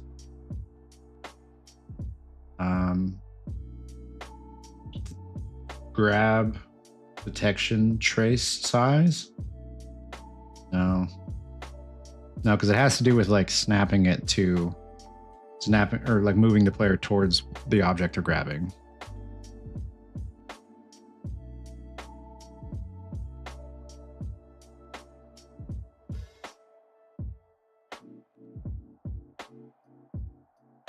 But it line trace length for grab reposition, that's too long.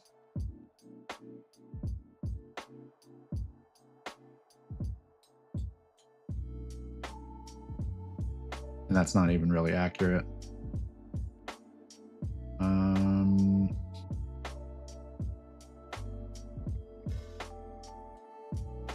Oh, this is a hard one to name. Such a specific value. It's the length of the line traces that are used for the detection of which object is overlapping the collision sphere so that it can move the character and attach it to that object.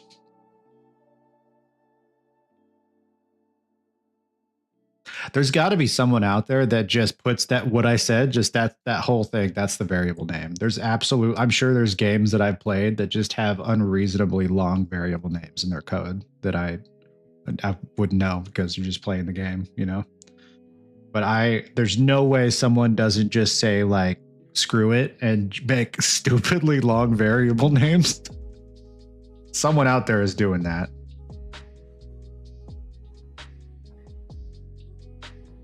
It's kind of Chad behavior, to be honest. Just like trying to come up with the best variable name. Nah, I'm just going to name it what it does. Don't care how long it is.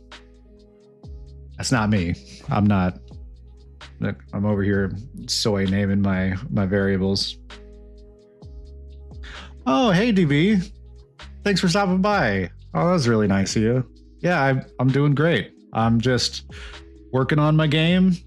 I haven't stopped by in a while. I just really haven't had, my whole like schedule with work has changed. I just really haven't had much time to like watch streams lately.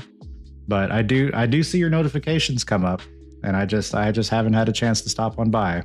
So I appreciate you hanging out, and I'll definitely make more of an effort to stop by and hang out in the streams there again. But yeah, wow, that means a lot. Thank you for stopping by here.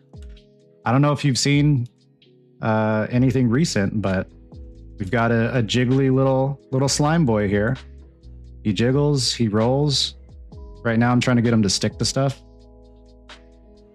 Oh, that's, yeah, the line trace. So I'm trying to get him to stick to stuff and like snap to the surface when he is sticking to things. So that's what this line is for right now. I got to get the line positioning so it can detect that it hits the surface, and then it moves the character to that surface to like stick to it. After that, I'm going to try to make it look good where he actually looks like he's sticking to it, because right now his velocity just freezes in space. Yeah, hopefully your streams and your gameplay has been going well recently. I think I saw the other day you were playing on Arc Raiders. Hope you're enjoying that. It's a fun game. I haven't played it in a minute, but put a lot of hours into it.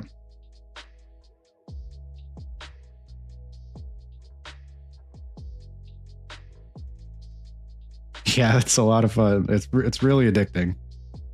It's really addicting. Okay, so here. So we got these values. Yeah, trying to come up with the variable name now. That's right. Oh, this is a hard one.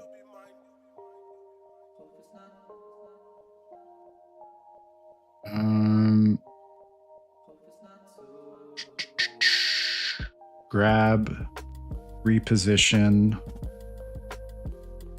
detection length.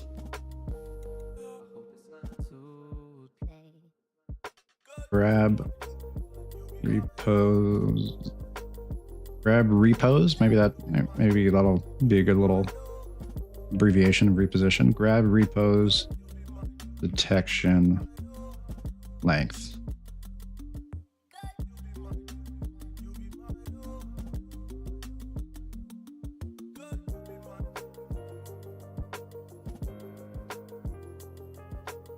That's the best I got.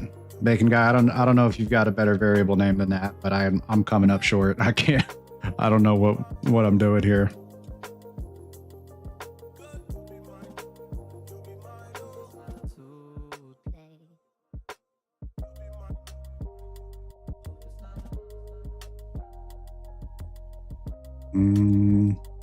Okay, and then so from here, we're multiplying that, which that actually should be, I need to set the value. 130, 130, 130.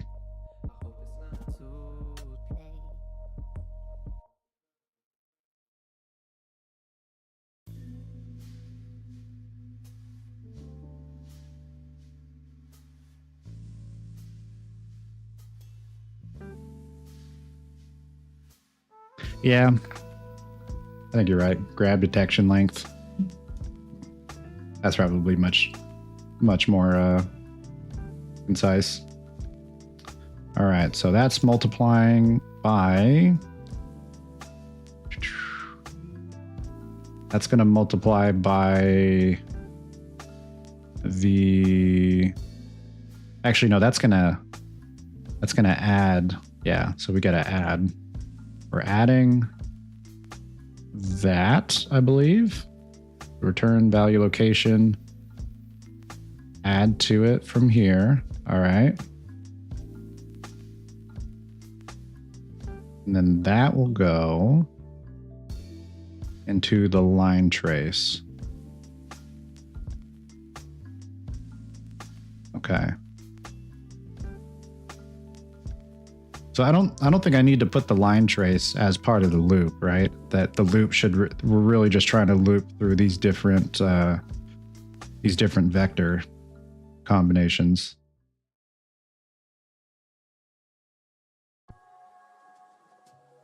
So if I'm not mistaken, I think I can just put the for loop or for each loop right here. I do want it in a loop. Okay. Okay. Oh yeah, because otherwise it's still going to create line traces. It's just only going to do the right position of those line traces that one time. Okay. That makes sense. I'm just going to copy this, put it up here. Just make a working version of it up here, and then I'll replace it once I have the working version. Oh wait, I need the actors to ignore, right? No. No, because it's just object types. All right. Yeah, object types is the world static. All right, so this go into the end, and then get actor transform goes into the start of the location pin goes into the start.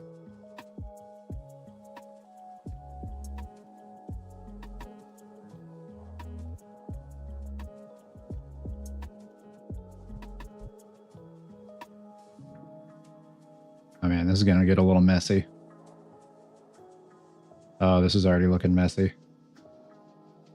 All right, so it execs, and then the loop body.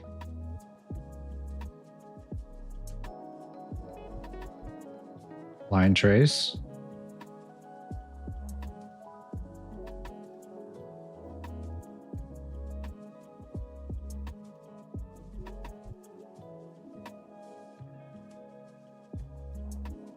Oh boy. Okay, I mean, I guess that's a little bit better. That looks not terrible.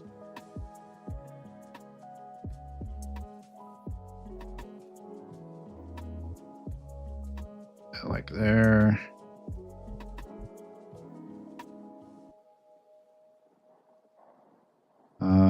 Okay. Well, that's still got to be pulled down here.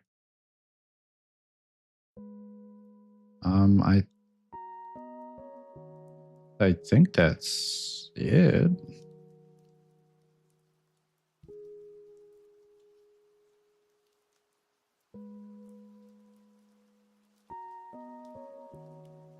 So once it goes through the whole array, is it going to attempt, like if I was to plug this into the logic flow, is it going to attempt to re-loop back through the array? Do I need to plug something into the break here? Like, do I need to come back and hit break? Like this?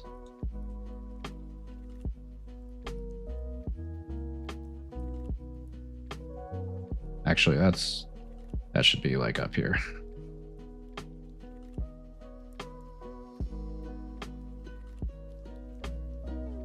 No, if nothing breaks it runs like normal.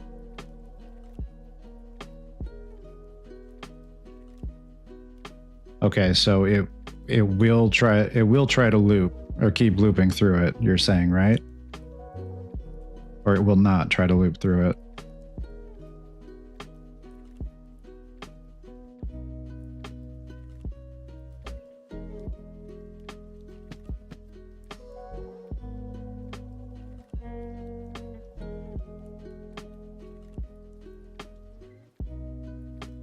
It will run the body once for each array item unless broken. Okay.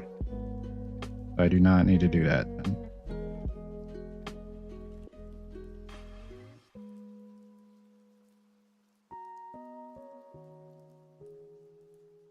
I guess the break is more so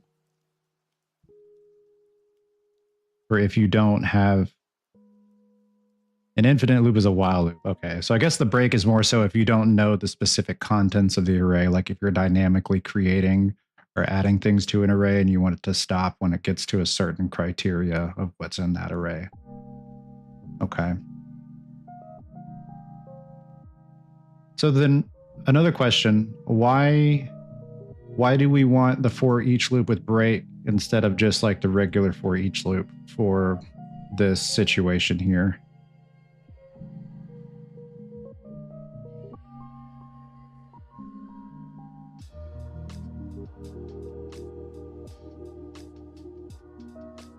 It line traces once. Well, I guess the break would be when it actually starts grabbing onto something then. If the trace hits, we'll break early to avoid running more line traces. Yeah, that makes sense. Okay. Gotcha. I'm picking up what you're putting down. All right, so I think the logic for this is about where it needs to be. Now I just need to get it plugged on in here. Yeah, I think I can delete all this now.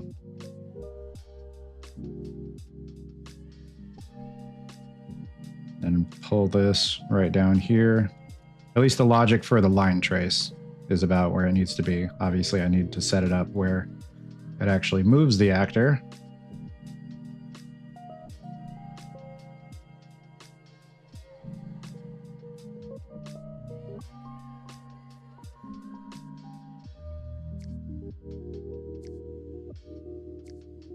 Hey!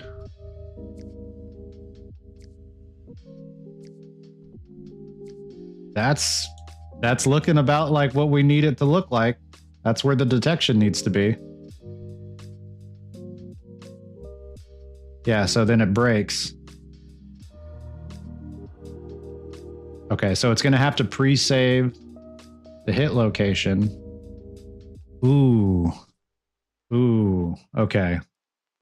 So now...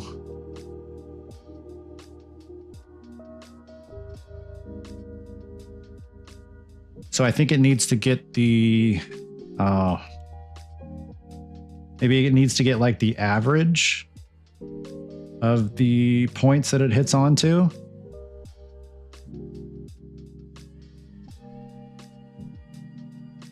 Because right here, you know, I want it to kind of... It needs to be... Okay, so I think I need to get the average. It needs to lerp the transform to that designated average point. And I think that's it, right? I might need to make the detection a little bit smaller. Well, no. No, that's probably fine because I do want it to look like if it's, you know, in a corner right here to look like it's kind of like blobbed into the corner. So I think this is right. All right. That's awesome. We are incredible. Mostly you, but I'm doing my best here.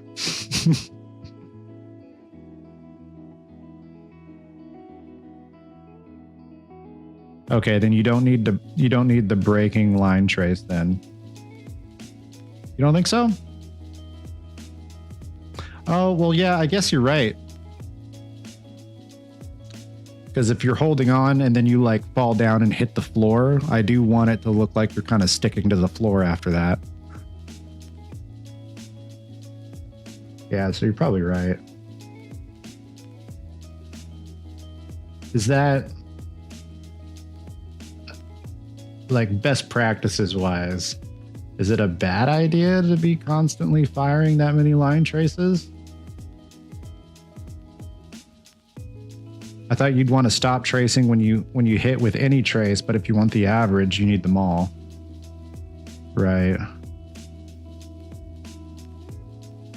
Yeah, I mean, I could do either. Like I could technically just have the the slime attached to the first surface that it interacts with, and then just stay attached there. But if I would like it to kind of like also form onto other surfaces that it collides with during that time, then it shouldn't break, and it should be firing the entire time.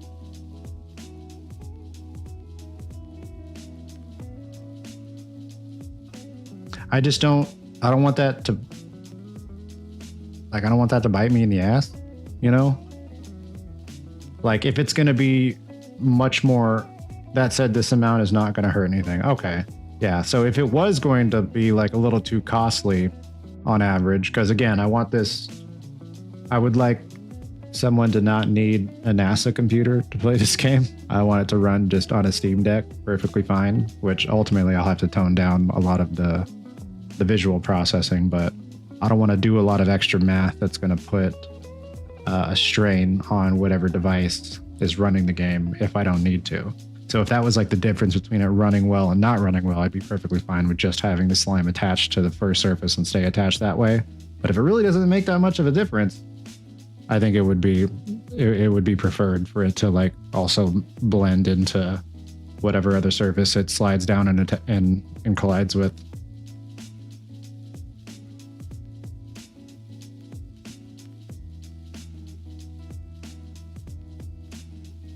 Let's see here.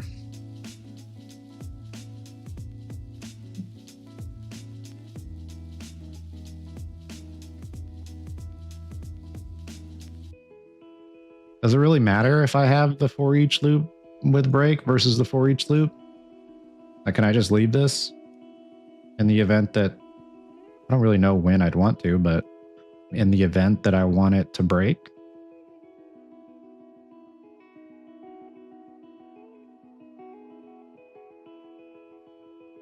When would I have it break from the grab surface function though? Or I should say, when would I need this line trace to stop when I'm not grabbing onto something? Because I can just disable the grab surface entirely if I want the surface to stop being grabbed. Okay. Let's see. I think the for loop is perfectly fine, or the for each loop, I mean. Okay. Plug that there. Plug that into there. Plug that into there. Plug that into there. Beautiful.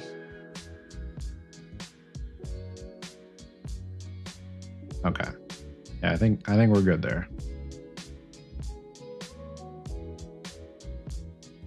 And now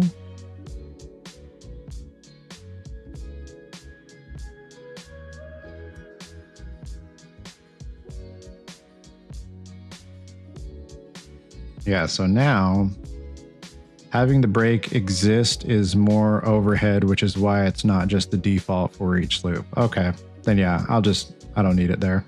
I think ultimately, if I need to stop grabbing onto something, I can just have the grab surface stop entirely.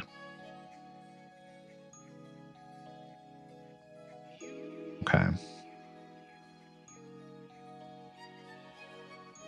So now I'm going to need to take the out hit location.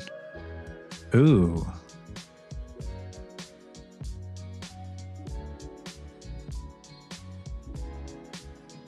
Ooh, I'm only getting one out hit location at a time, and it's doing that each time.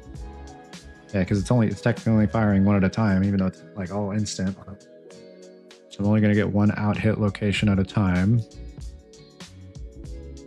So let's see, the best way, I'm going to need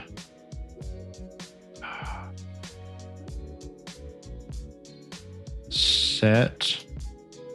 I'm going to need like a set transform.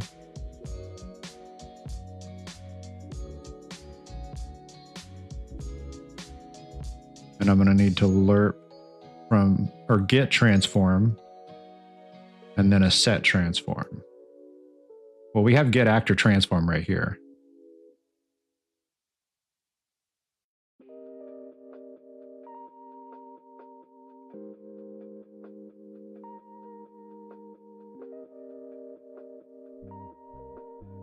So I can just plug that into wherever. So probably set transform.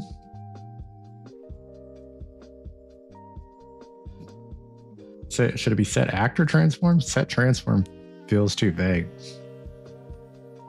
The given camera pose. What?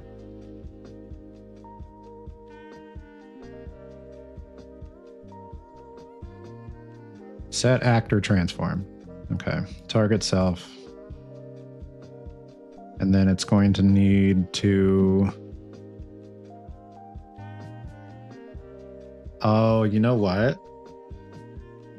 No, I'm going to need to set component transform because the actor transform is determined by wherever the sphere collision is. The actor is already set to follow the sphere collision, so I need to set component transform. Let's get sphere collision.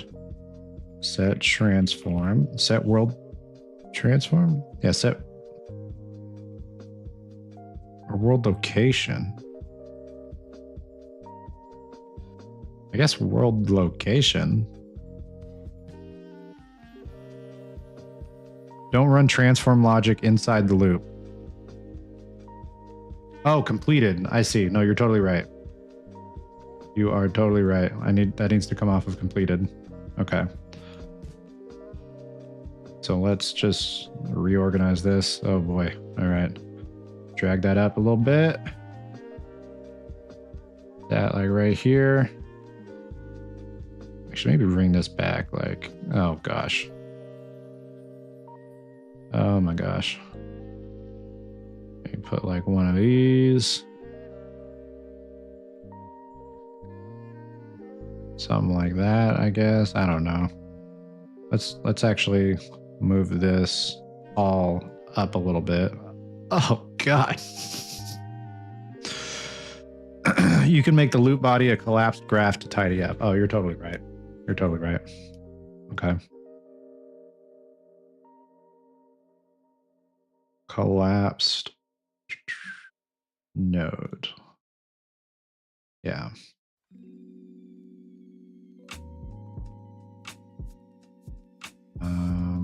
I rename. Yep, right here. All right.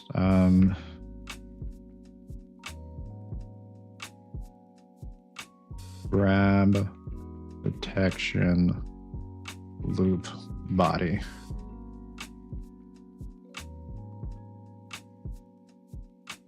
Should I not? Maybe I shouldn't name it so close to the grab detection length variable.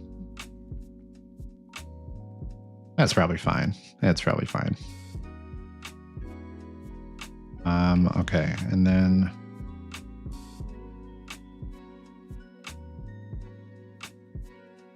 is there really any difference between dragging on of the get actor transform that I already have existing and just making another like get actor transform? I don't think there would be.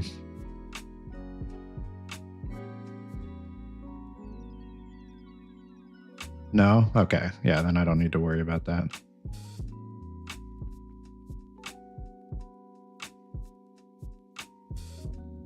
Just clean that up a little bit for my sanity. All right, that's fine. Compile, grab surface. Maybe we should put it like under there. Like that. I don't know. That's probably fine. All right, so now we're doing set world transform from completed.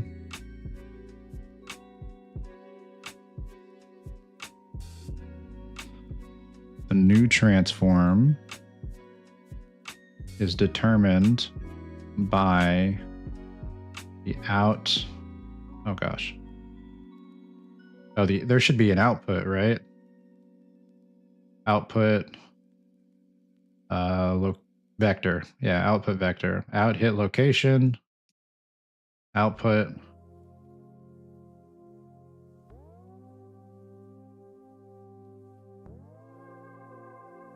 I just type out hit location.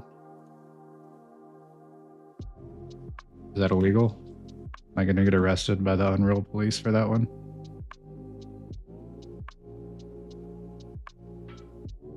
Oh, compile.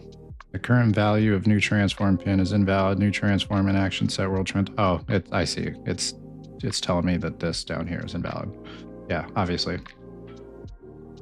No, I wouldn't use an output there. Really? Just set it as a set it as a variable, like promote the variable. I don't know why I just tried to delete the output.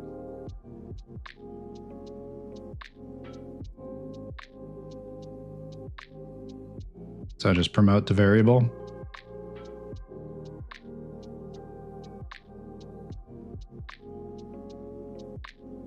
Make a local variable of vector and make it an array. Oh, you're totally right. Yep, because we need to get the average. Okay. All right. Let's delete. Where'd that go? Oh, out hit location. Oh, that's the variable I just made. Okay. Out hit location, delete, promote to local variable, new local variable, rename,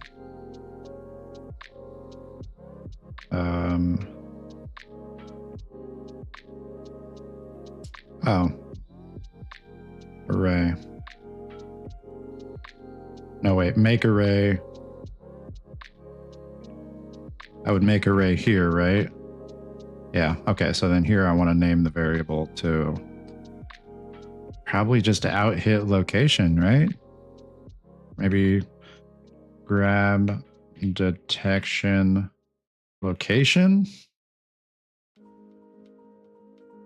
Grab detection trace result. Yeah, grab detection trace result. Now you make the variable itself an array. Oh, okay.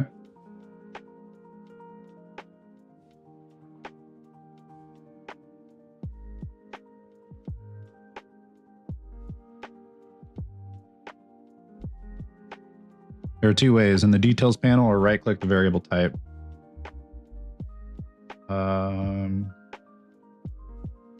Oh, like down, wait.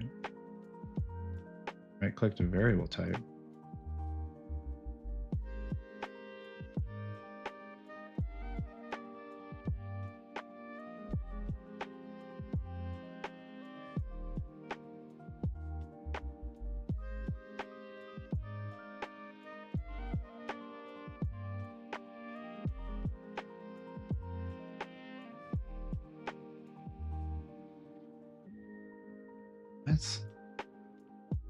I'm not sure why it's giving me this warning here. Would it just give me that if I were to change it to anything else here? So if I click on something, is it going to give me that same warning maybe? Or a vector array? Vector array, okay. Change variable type, vector array.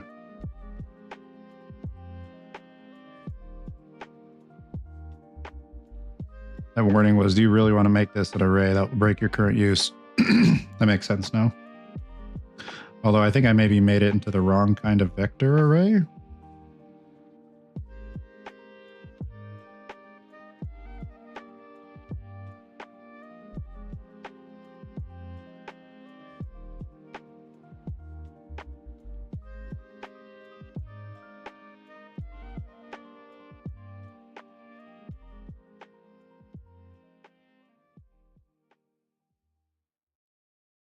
You haven't done this yet, have you?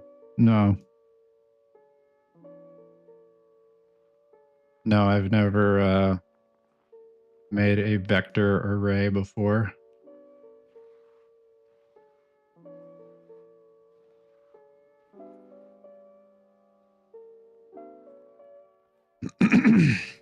Make the vector type like it was. Okay. Oh, look at that. I see. Okay. I see that now. Right click.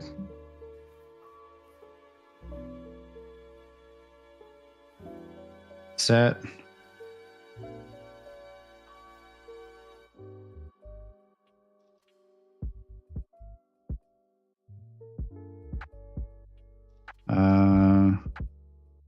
And then just the same amount. There are more types in the details panel. Single array set map. Interesting. Okay. Array is the most used by far, though. That makes sense. So how many did I have here? I had 14 total items. 0 through 13. Oh. No. Wait a minute.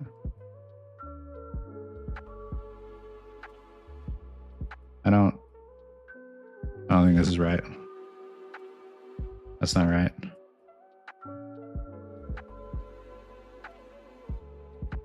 Arrays work different.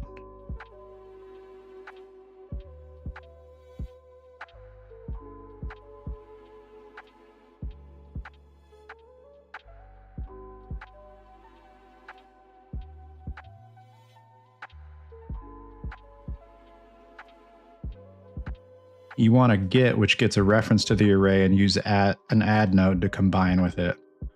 Okay.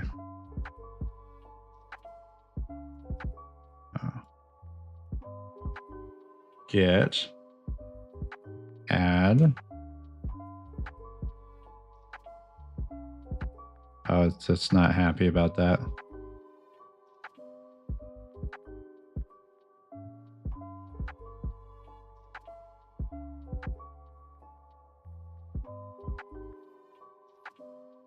Maybe add here and like that. No.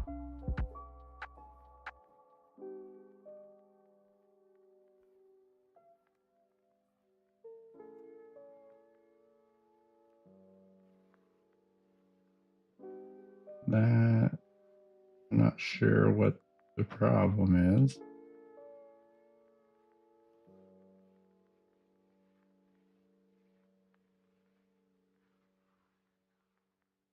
You had the right instinct, just the wrong add. Oh, it's a different add. There's an add right here, though. It's the only one. And it's weird that it comes up as an option, even though it won't let you do it. Not plus. Oh. Add. Got it. Got it. That's funny.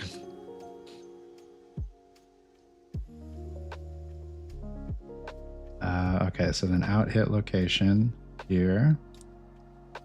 At like there. Oh, wait, no. Yes. Yeah, that's right.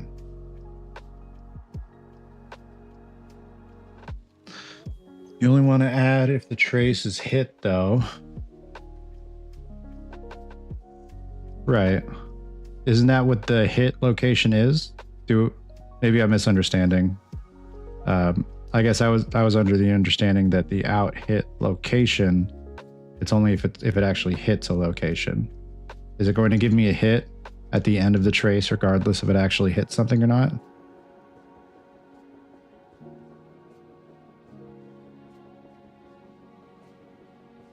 No, because that would be out hit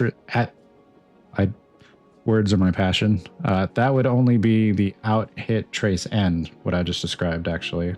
I would assume based on the wording here.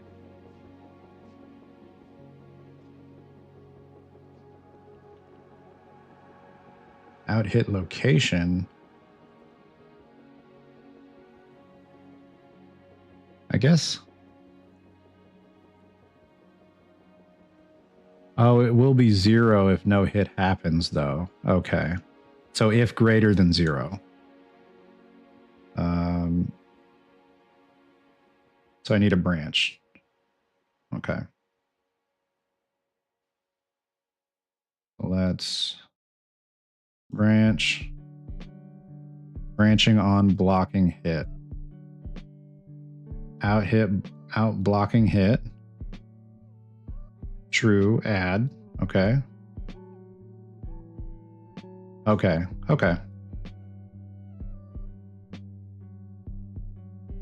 It adds to the grab detection trace result. Okay. Now I would think that I need to set a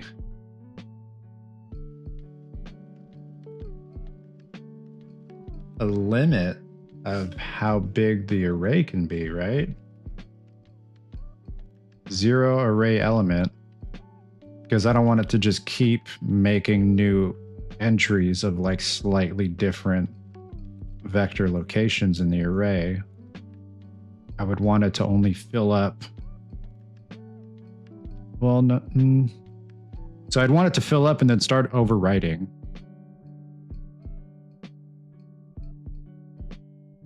But I don't want it to just keep adding new values to the array infinitely. This is a local variable. Right. That's correct, right? As soon as the grab surface function ends, the variable is reset.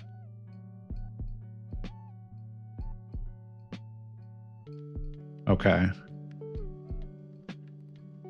But it is going to keep looping.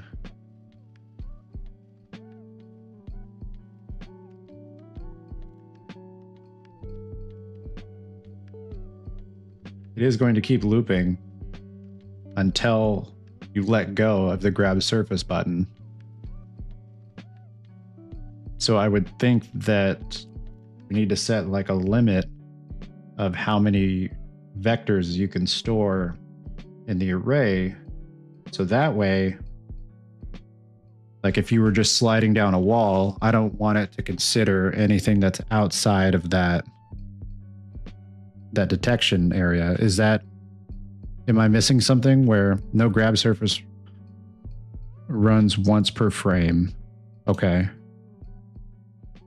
But I guess the issue that I'm suspecting would come up is that it's going to keep storing the vectors, even old ones that I don't want to be considered in that average.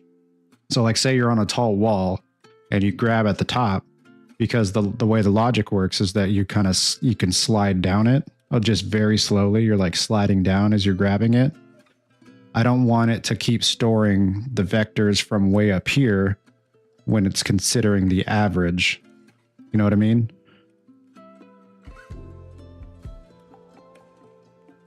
So is the way it's set up, it's only storing the vectors that are within that distance, right? Is it somehow getting rid of the... No, because it's creating a new array every time. Okay. It won't do that because it's a previous frame. Okay, that makes sense. Yeah. For some reason, I was perceiving the array as like being persistent, but no, since it's within, yeah, it makes a new array every frame. Okay, that makes sense.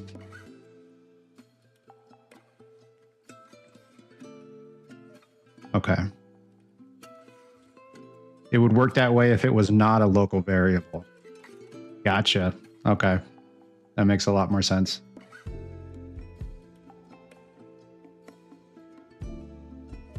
All right. I don't think I need anything else from here, right? Oh, well, this is... Oh, shoot. Well, this is local to the grab detection loop body. But I do need to access the grab trace result. So would I output the return? Wait, return integer.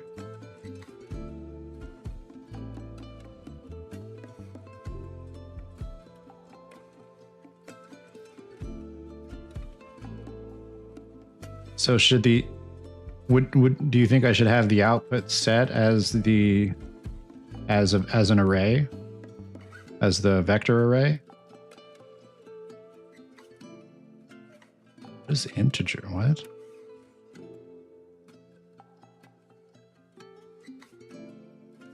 is this only... Oh, well, I guess, okay, we're not really outputting from here. So yeah, well... Yeah, because this is always being updated. So I guess I could pull from here and make the output the vector array. That makes the most sense to me. If that's not correct, let me know. No, I can't make an output of a vector array. Loop body isn't a real function. Pretty sure the local variable is for grab surface. Well, down here under local variables in parentheses, can you see that? There's nothing covering it, right? Okay, yeah, in the parentheses it says grab detection loop body. So that's why it made me think that it was only local to this little loop body collapsed node. Or collapsed graph. But if it is still local to grab surface, and this is just saying like where it is in grab surface, then that makes more sense. That's why I originally thought that it was only going to work for the grab detection loop body. Go to grab surface and check. Oh yeah, grab detection trace result. Okay, cool. Sweet. I only need the location. I don't really need to rotate the actor towards it. Yeah, I don't think, because I think it's just going to take it's going to keep the normal rotation. I might need to slow down the rotation. No. We'll see. I'll see what it does and I'll correct from there. But this... Ooh. I don't think that can just plug right into there. So I need to get the result from here.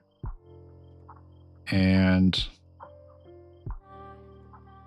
so I need to loop through. I think I need to loop through this array and get a result. No. No, I need to get the average from here. I don't know why I'm trying to plug that directly in. I need to get the average first. That's the hard part. I need to do the hard part first, is get the average.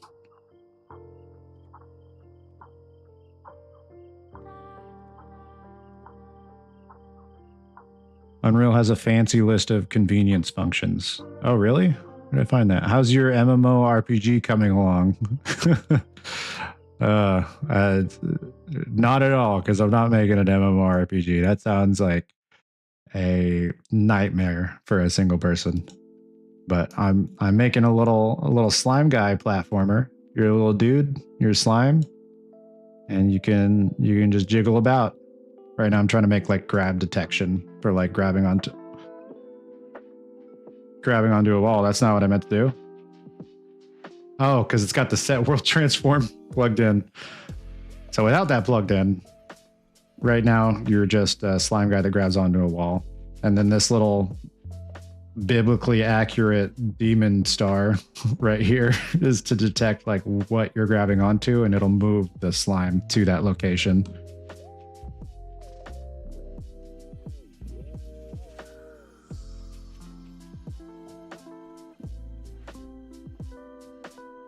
You can drag off a vector array and use get average. Oh. Get vector array average? I thought that was going to be the hard part. I thought I was going to have to manually do that math. That's incredible. Wow. Wow. I'm blown away that's the thing. New transform scale. Oh no, I don't want. Maybe new location. Is there just set world location? World location. Yeah. No, we're not doing transform. See you later.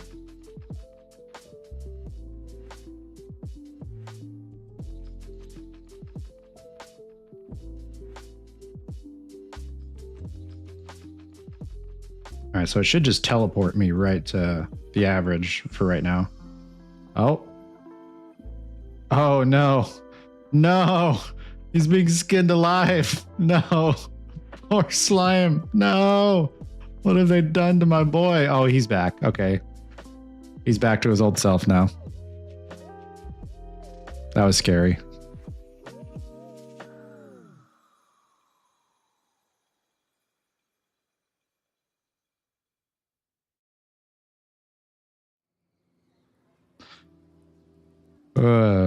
So we're on the right track for sure. That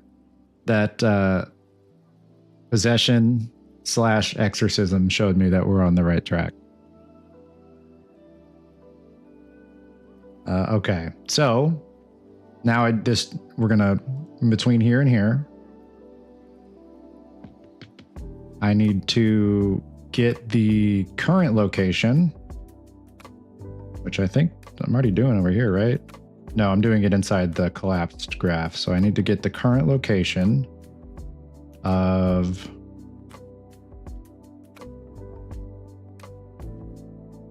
I think just get location, right? Get world location.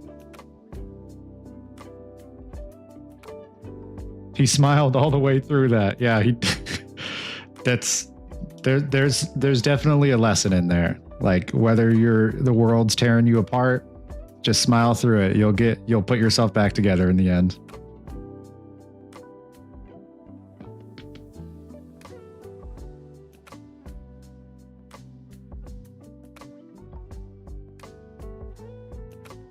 Okay, so I need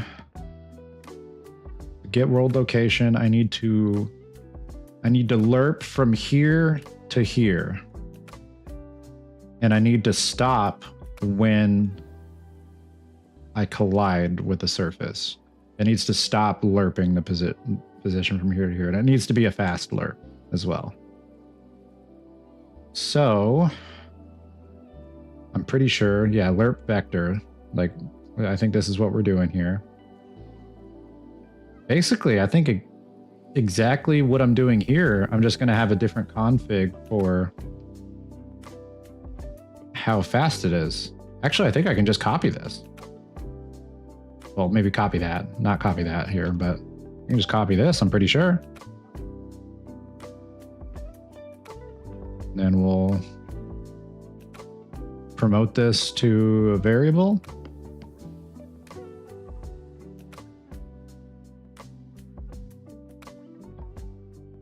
Yeah, promote the variable. Okay, I was trying to decide if it needed to be local variable, but no, I don't really think there's many other situations where I'm going to need a local variable. So if I'm not mistaken, local variables I only really need to use those if it's a value that's being created from that function, right? Like how the value is being created by the line traces within the function and then used again in that function. Outside of that, it should just be a regular variable. I believe that's correct. Okay, cool.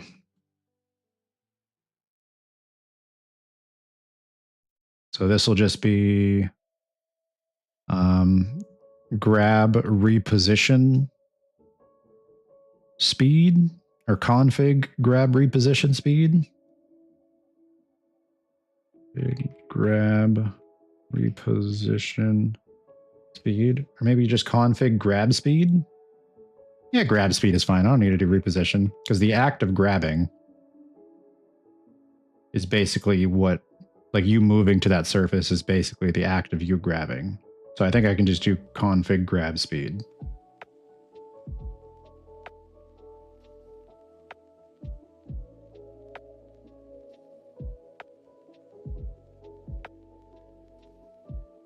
So we'll do from here to here.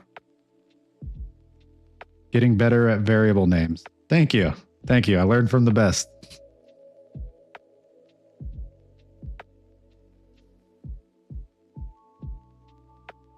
And new location. No, because it's still I'm still gonna have that issue where it tears apart my slime boy. So I'm going to need to have a condition for where it stops repositioning. So I'm going to need a branch. I might not need to do a collision. I could probably just do it from like, if it's X distance from that point that it's trying to lerp to. Yeah, so like a branch here. I think if I just grab off from here, I think I figured it out, Bacon Guy. I know we were talking about, I can't remember how to like place a node in between here. I'm pretty sure if you just grab off from the execution pin before that, put a branch. Hope I don't embarrass myself here. Yep, just like that. There we go. It just places it right in between.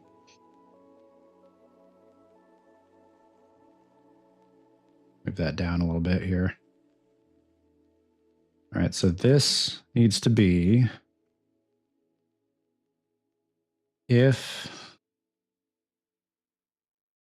I don't think you want to use teleport with physics. Correct. Yeah, we don't want to be teleporting anything.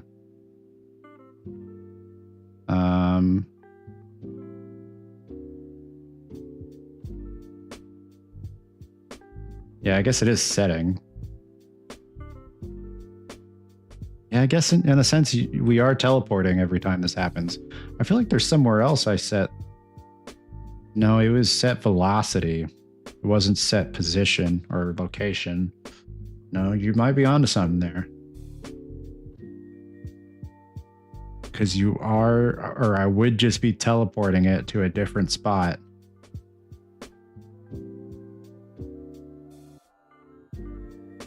Huh.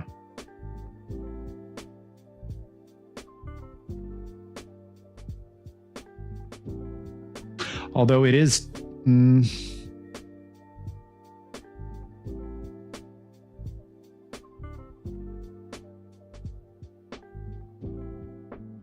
you interpolate using a force? I guess I could. Maybe like force into that direction.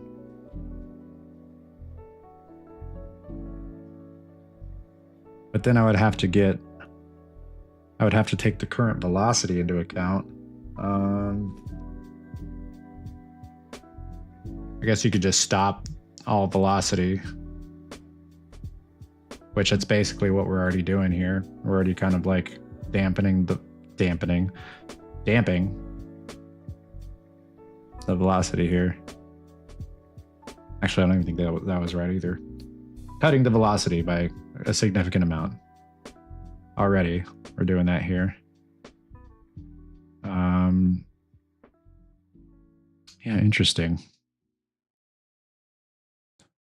Setting location on physics objects is fine, just a matter of how rigid you want this to be.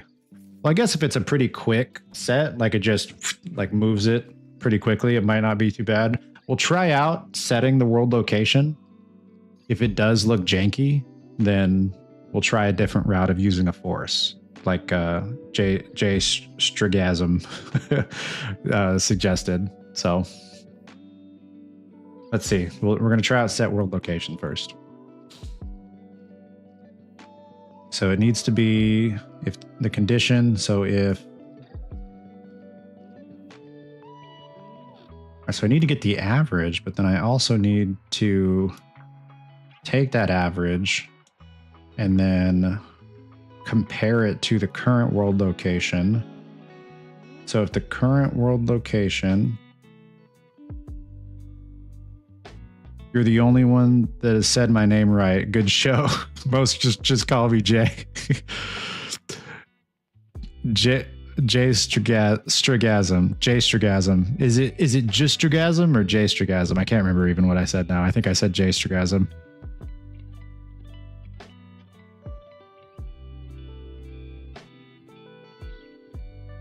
Yeah, the long J. Cool.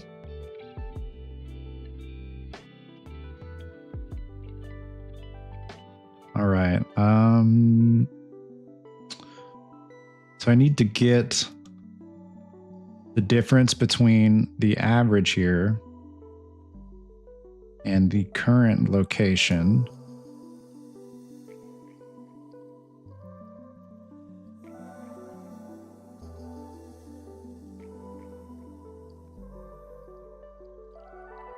I don't know how I would compare them though. I might just need to go a collision route instead. Like this stops if the sphere collision hits something. Try it without the branch first? Okay. We'll give it a shot. Because I think what I'm assuming is going to happen is the same thing that we just saw before, but it's just going to move me closer to that spot over time.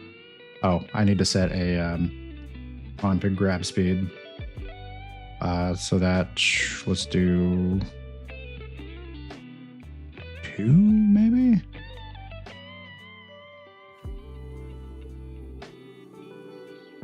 It's exciting to see the evolution of your slime mechanics. Thank you. It's exciting also for me to evolve these slime mechanics.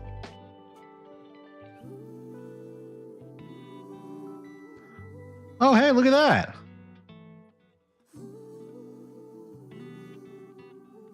Actually, that's about what I want. Oh my God, no, that's perfect. Obviously, we need to get rid of the biblically accurate demon stars, but that's just a checkbox. Draw debug type. None. I think none's fine. Hey! That's what I need. Yeah, I want it to be a little bit forgiving. So like, very rarely are you actually going to be like right up against it.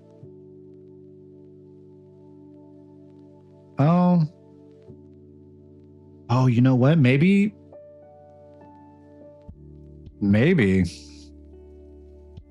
Yeah. Oh, if only you could squeeze him a little bit when he's going down. That's the next step here. Is I do want to make like it visually look like he's kind of squishing into that crevice there. I'm thinking doing like mesh distance fields, but last time I tried to experiment with mesh distance fields, it completely like bonked my lighting. Like the lighting on the slime just looked, I don't know what happened. It just ruined it. Like it was all pixelated and the shadows were like almost encompassing the whole. Have you decided on a name yet? Maybe 2 hands, 1 ball. I don't know what the name of the game is going to be yet. Originally probably it was going to be Slime Climb, but you're not really, I don't know if you're going to be doing much climbing anymore.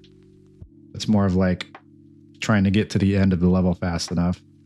It's like, so I think there'll be like a little bit like of like side content or side path exploring that's optional when you go through the level, but ultimately you will have like you finished the level in this time and you're like, you can beat your record while doing that.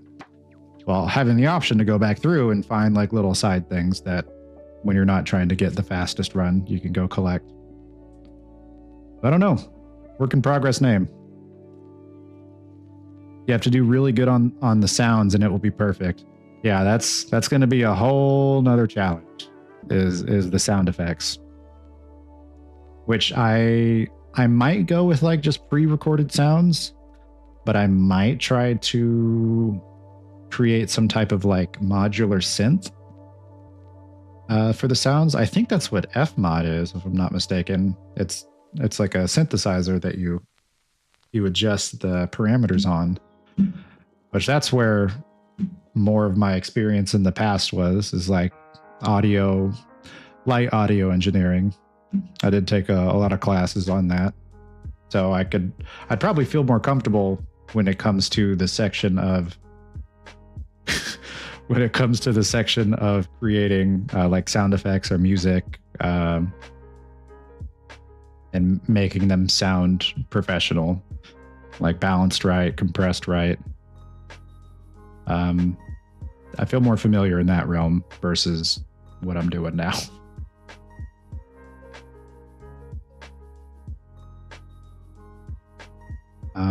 What was I?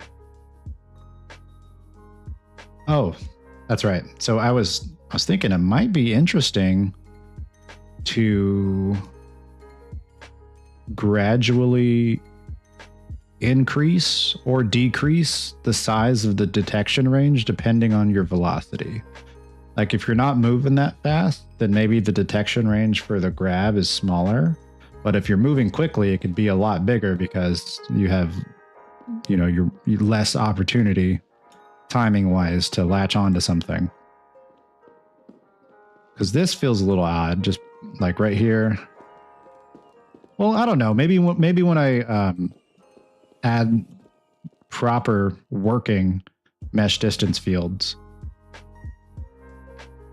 I could have it visually look like he's like latching on and like getting pulled in. Okay, so maybe this is fine. Maybe I don't need to adjust the size of it based on your velocity. That's just more unnecessary math that I don't think is going to make a huge difference.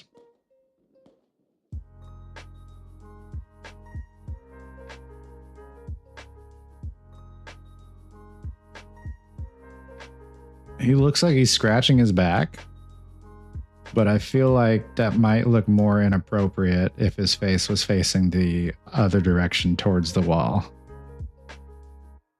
But he does look like he's just kind of getting back scratches right now.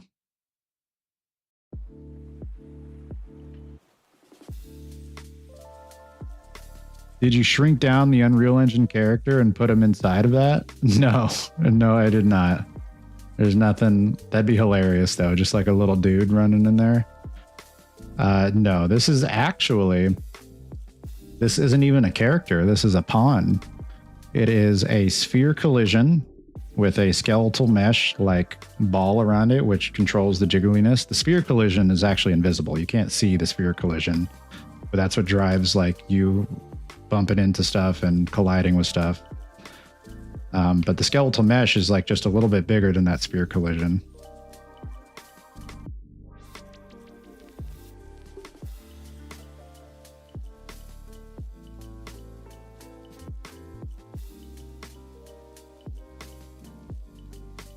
All right, so what next? I guess I could probably try to...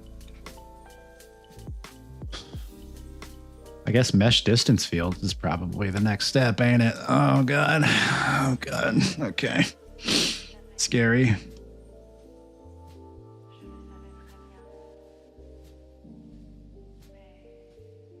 Like maybe...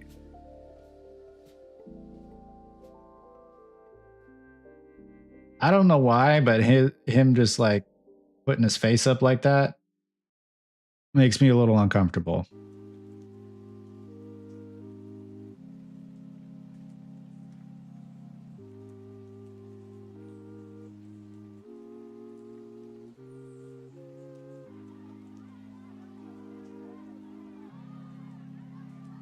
Like, what are you doing, brother?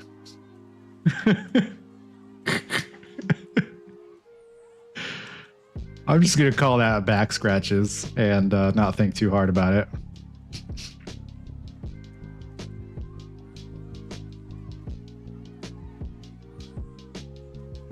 Okay.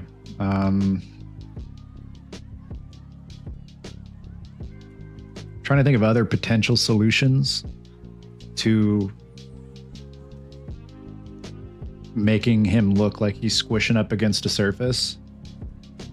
But I feel like mesh distance fields might be the best solution.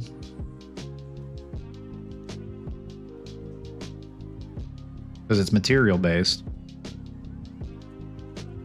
And it only needs to happen while you are kind of squished up against the wall. And if I can get that to work, I could probably use similar logic with the mesh distance field to, like, based on your velocity. Like if you land on a surface hard enough, you'll like kind of boom, like kind of squish.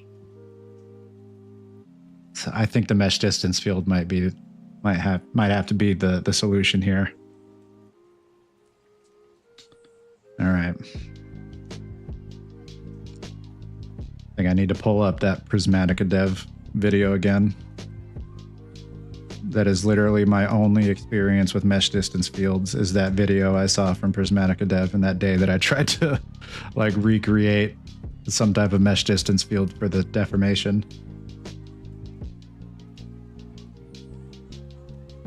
Yeah, because I don't want it to always be squished, but only like when you hit something really hard or when you're like attached to a surface.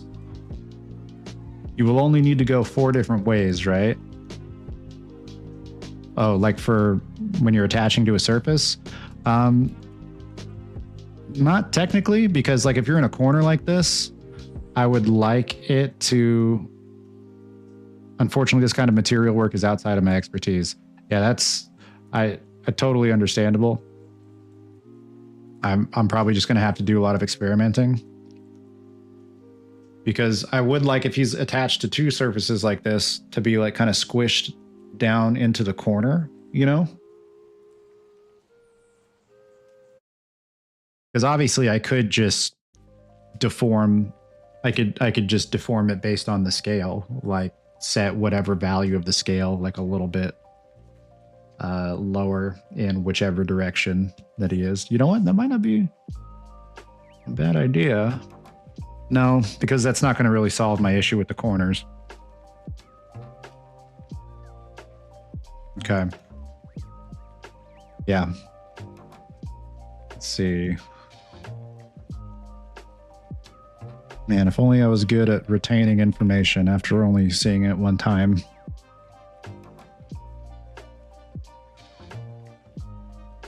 I have to bring open the same video.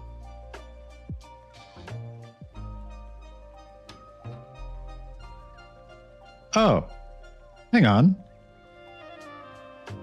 This video might...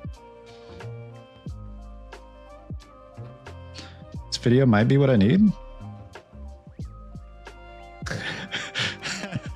This seems like a commit to get before I break anything moment. You are so right, my brother. Let's hit a save all, a fat save all on that. And definitely going to commit to get, so we finished.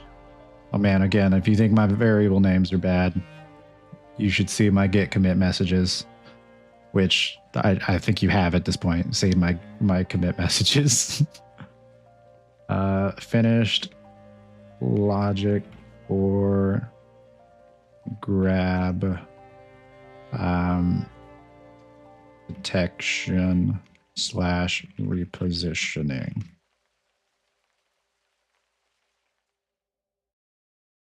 That's probably fine. I'm not going to think too hard about that. Push. Backup saved me the other day. Real. That's so real.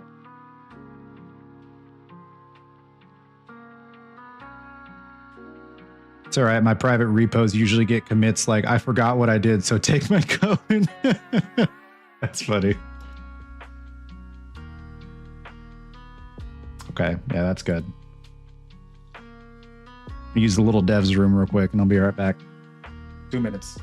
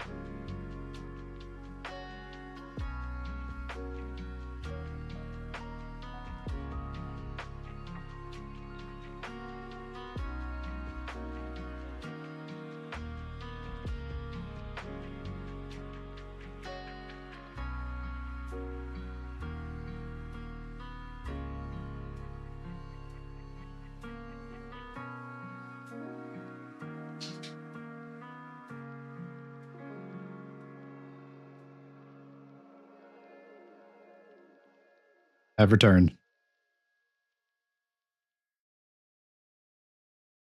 All right, so I saw this video that came up in the results here. Based on the thumbnail, it looks like something that might fit my use case here. UE5 simple meatball shader using distance fields. Learn to create simple UE5 meatball shader that snaps to surfaces and interacts with other meatballs using distance fields. That might be what I'm looking for here. So let's take a look. Hi. Hi. Oh gosh, I have a sneeze coming. I can feel it. Oh. Okay. Better. MRK here, and today I'm gonna show you how to make metaballs. It's a metaball. I said meatball. I was interested in many times, and I have not found a solution until now. You probably wondered, or maybe not, but you might in the future, how to make a slimy ball or glue or whatever that snaps to surfaces. And yeah, I made just that. That's what I need. Before I begin, quick intro. If you're not and the lighting doesn't look intro, broken on this either, like it did previously. I put a timestamp in the comment. Feel free to click it, and it will skip the whole intro, so you can just watch metaballs. Oh. Custom material expression in C++ code.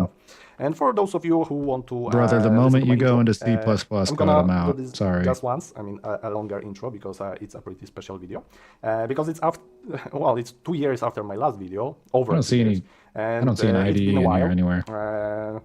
I was wondering what I want to do with this channel, and I decided to just focus on game dev. So from now on, I'm gonna make just game dev videos and my adventures with Unreal Engine 5 blueprints, shaders, and all that stuff. Game design probably too.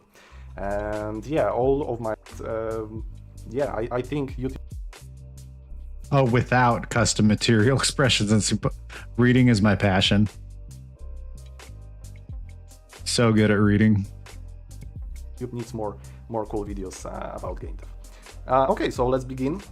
The most common meatballs with custom material in C++. The way people convey it on YouTube or on some forums is actually raid margin, which is pretty complicated to do in Unreal. But there is actually another way that is very simple yet not obvious, and this is the way I found on Prismatica Dev channel. Big shout out to him. Very cool dude and very nice videos. I'm gonna link it below, and so you can watch it and maybe get some more knowledge about this topic. Because basically how it works, it's using depth field, or actually distance field, not depth field. If you enable it's in visualize. There's something like distance field, right? And if you enable it, you can see every surface. Hang on a second. Does my material still have the logic for mesh distance field? Did I just disconnect it? I might have just disconnected it.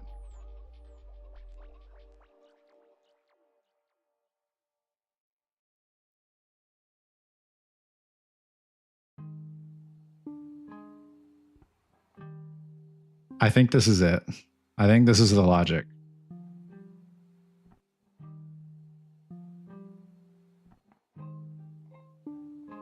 I swear if I just plug this in right now and it works. I think it was in, is it world position offset? It might be world position offset or normal. No, I think it's world position. General absolute world position. I think it's world position.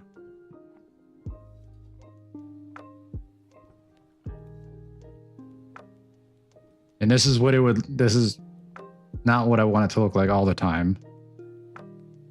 But I think,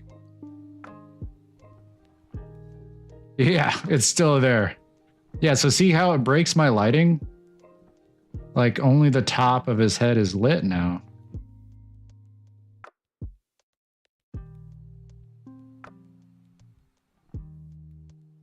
So if I can have this be conditional based off of maybe velocity, like, you know, maybe he can still be like a little bit squished down at all times. And maybe if you're moving quickly, you're not that squished, but if you like land on something, you squish. But I need to fix that lighting issue.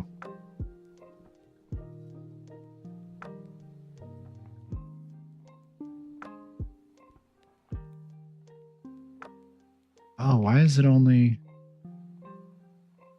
It's only affecting the up and down. It's like it's only affecting the Z axis. It's not affecting the any other axis. It's just the Z right here. All right, so we're gonna unplug that.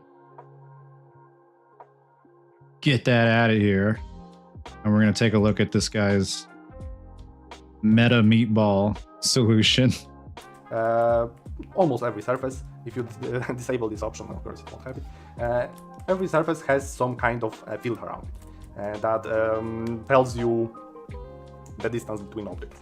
And Metaballs can actually use it to snap to objects, or in other words, modify their vertex data to offset itself towards or in other direction of the surface. Okay, so let's begin with a custom setup. Let's disable this visualize option. Let's go back. Of course, the metaball I'm gonna do is also gonna snap to itself. I mean, not to itself, but to the material of the same type. Okay, so first thing I'm gonna do is create a ball. It can be an actor in Blueprints. Of course, I do have an actor, Blueprint actor here as my ball, but it can also be just a mesh actor. It doesn't really matter. The only thing that matters is the shader, and that's it basically. So okay, let's make a shape. We're gonna make a sphere. It kind of works with cubes, but not exactly. There are some problems with cubes.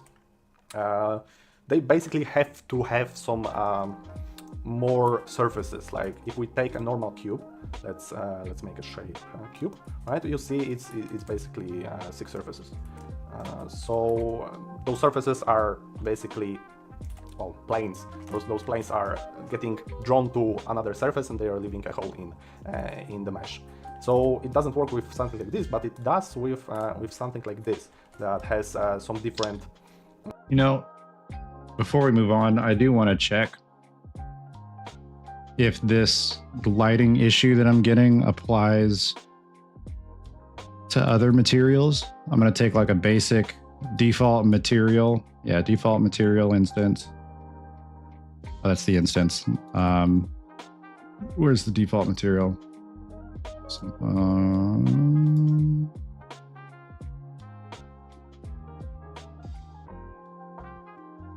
did I not compile?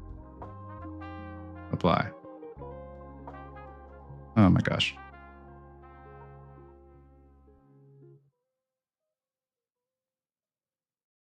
So I would hate to go through all that and then still have the same lighting issue. Materials. Just like make a copy of this. Black color. Oh my gosh. All right. Let's go back over here. Copy that. Over here. Paste that. World position offset.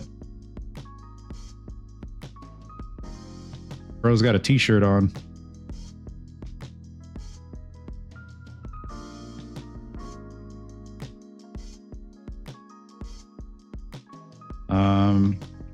Then just put this on like a shape in here. Let's grab a sphere, bring that up, the flat color on it. Hit play. Oh, that has no physics. Apply physics. Simulate physics. Enable gravity. Okay. Save. Yeah.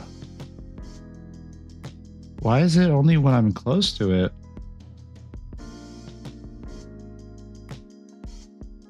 The lighting is breaking.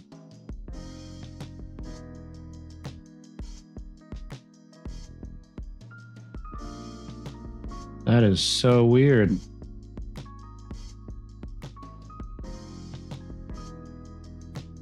So it's not, well, it's not my slime. So it might be an issue just with this material, with the way that this is ordered. So in that case, that tells me it's something wrong with this specific solution right here, because I'm not seeing his objects have that same lighting issue. Plane setup, right? So it's not just a planes, but the corners are rounded. So there is more data to manipulate, right? Okay, so let's do this with the ball, and yeah, let's make a new material. We're gonna call it Metaball Material Tutorial, because it is indeed a tutorial. Let's open this up, and yeah, I'm gonna close my previous assets, and let's do some basic setup. Let's just make 0 value, add it to specular, and 1 to roughness. If you don't know how to do this, it's just hold 1 and click, and you're gonna add a constant basically. You can do the same, of course, with 2, 3, 4. If you do 4, then you have a 4D vector basically. So 3 color channels and alpha, which is basically X, Y, Z, and W. Right? Okay. Let's also add a color. So actually, I'm gonna make a 4D vector. Call it color, and convert to parameter, so we can change it from material instance. So for example, if we want distance from or distance to nearest surface, this basically takes a position. If you don't pin anything to it, it will just take a default position, so default surface position. I have that already. And it's gonna use distance field to check all distance fields around it, including itself if it's a mesh, and well, output that value here. And okay, let's pin it to base color. Let's see how it looks.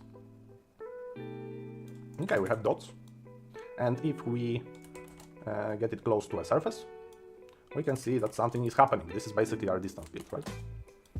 All right. If we want to increase the distance, we need to divide this value by some other value, like let's do 50, because this node basically does 0, 1. Is a value between 0 and 1, and if we want to increase the range, we need to divide it or multiply it. But there is no reason to multiply it, because it's gonna just. I mean, I can show you in a moment, but basically we can divide for now, and that's gonna increase the range. Just. Okay, so we can see it's all black, and there is a good reason behind it, because this mesh is taking itself into account. So if we want to actually make it work for now, we can just go to details and turn distance field lighting off. So if we turn it off, we can see it just takes. It's an interesting way to create like contact shadows. The other meshes. Sorry, I'm stuck because if you weren't using like a regular ambient occlusion. Water is good. It's like a fake ambient occlusion. Actually, I'm gonna show you how it looks without divide and with distance off on that mesh. Basically, you can't really see anything. There is a line. There's a very thin line, but nothing that you would really notice. So yeah, if we pin it to a divide, then we're gonna increase the range. Actually, let's make it 150, so it's really visible. And yeah, it takes the value from much bigger range. Yeah, multiply would just decrease the range. Actually, I wonder why it was so apparent when we had the distance distance field lighting on. But well, I guess that's that's a question for another video. Let's just focus on metaballs right now.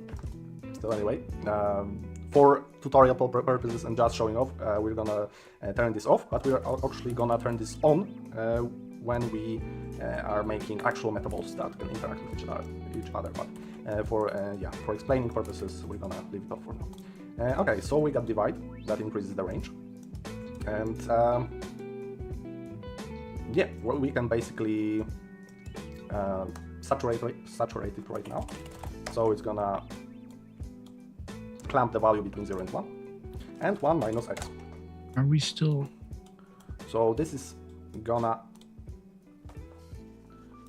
basically reverse reverse it. Actually, why did I do the saturate right now? It's pointless.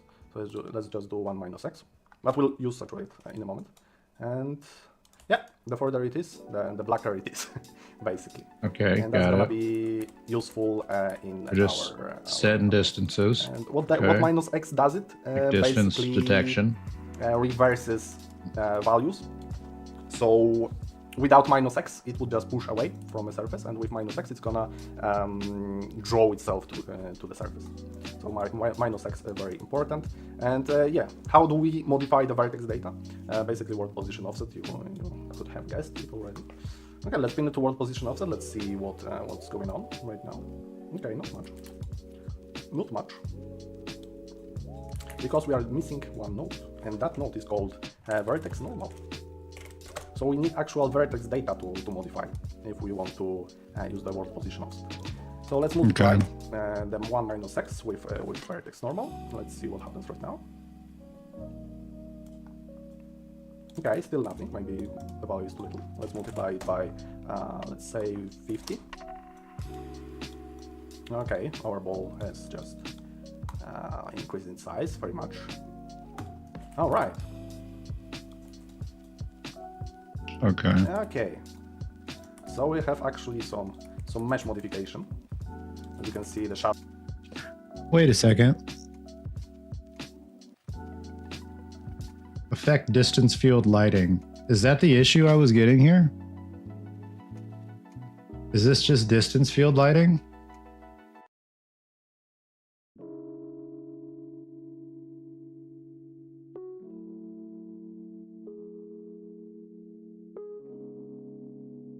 No, it's still kind of messed up. Affect dynamic indirect lighting.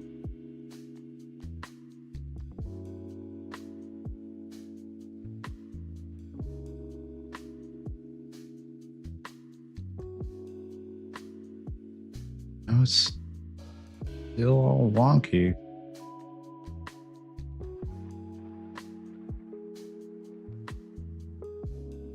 It's only when I'm in close proximity to it as well. It's so weird. Shadows are a little bit off. I don't know actually how to fix that. I just turn shadows off for metaballs right now. But if you find a solution, let me know. So yeah, actually we have now a metaball that is gluing itself to some surfaces. Very nice. Okay, well, let's try just kind of doing something simple. So a vertex normal into a multiply. While we have the distance to nearest surface being divided into a 1x. Okay. Let's give that a shot here. I think I'm gonna experiment on this one. So let's get rid of that. Don't need that.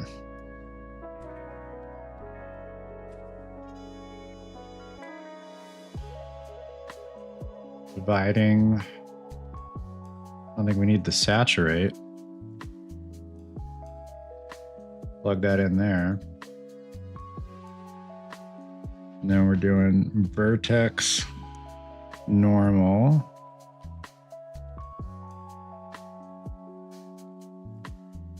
Unplug that and that. Plug that right into here. What do you do? 50? Just as like a test. And then I think that's it, maybe?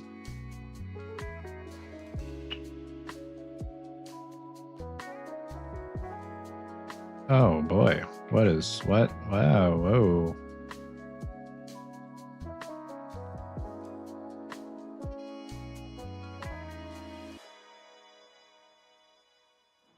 I created a black hole.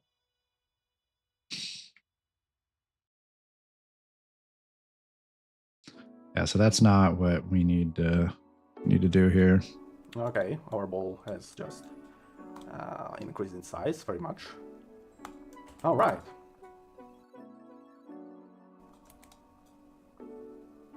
Okay. Yeah, it's going to increase in size as it gets bigger to the surface. And I think that's controlled by the multiply. What did we have, 20 here before?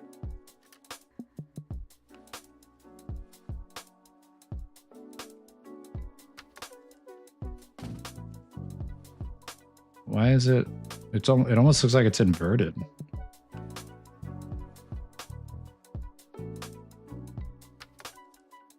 That's weird.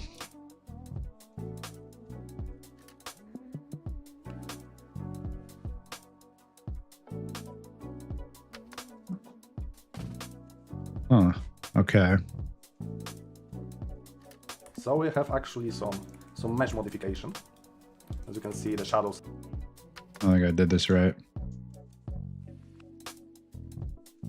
To world position offset. Let's see what's going on right now. Okay, no data to modify if we want to use the world position offset. So let's multiply the 1 minus x with vertex normal. Let's see what happens.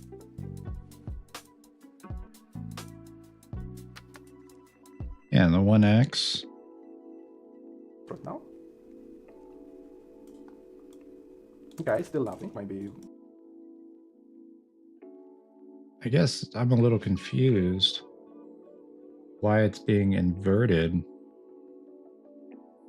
as it gets like into a distance between where it's like far enough away and close to it, like that halfway distance is like making it shrink down and then go back up.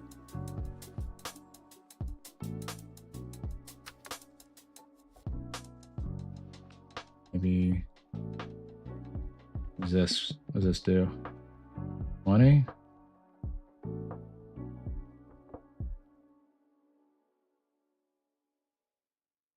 Yeah, whoa, brother. What is?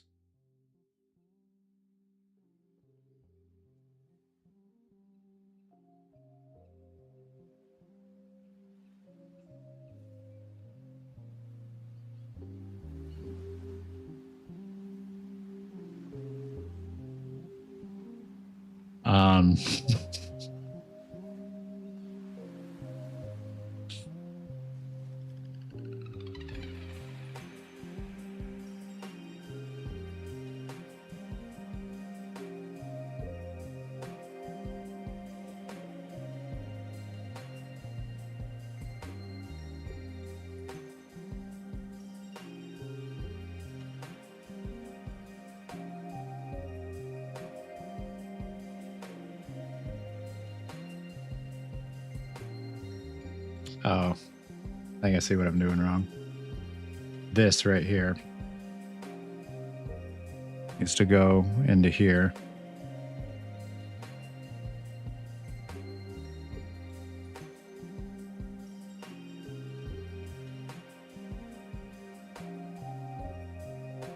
Even still, that's not really doing anything.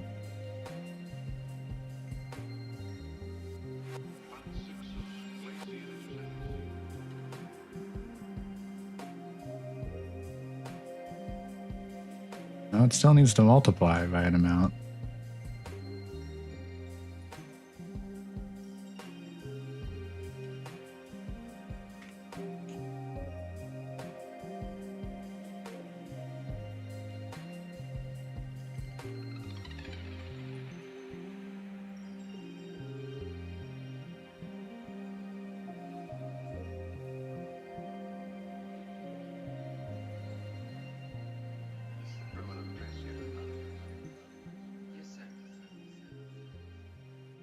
I'm so confused.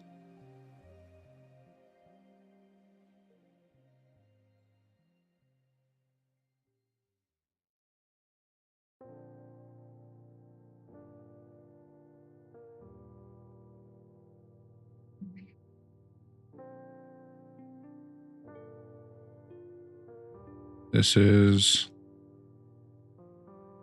like I'm trying to just match the exact setup he's got. Is this the wrong vertex normal? No, vertex normal WS. Distance to nearest surface. Oh.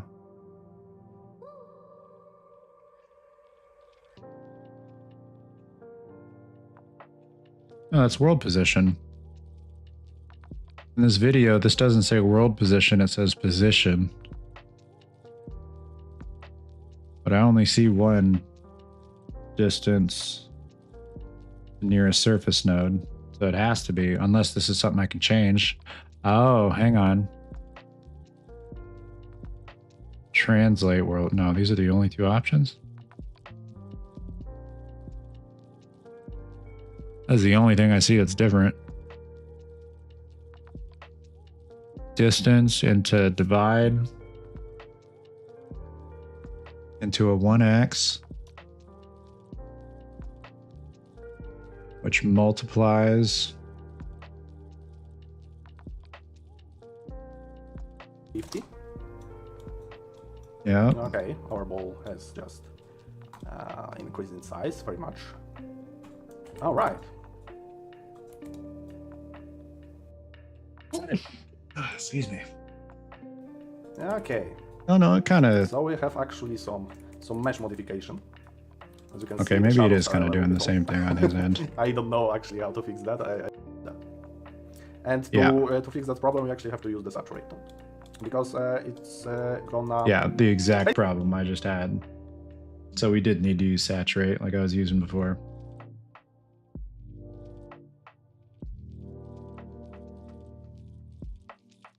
Basically remove any values outside the range, and our range that we are interested in is just this, right, between the minimum value and the maximum value. Anything above it should just stay the same. So yeah, this is a very simple metaball that is working with surfaces, but that metaball will unfortunately not work with each other as duplicated, and as you can see, this does not interact, and that's because, as you may have already guessed, those meshes do not have distance field lighting. But if we enable it, Distance field lighting needs to be enabled.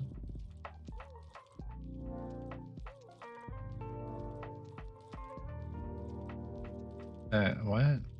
Oh, this doesn't seem right. Why?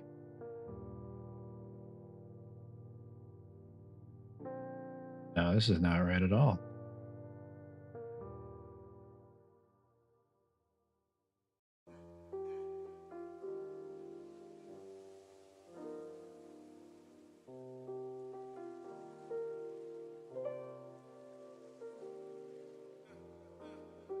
we actually have to use the saturator because it's gonna basically.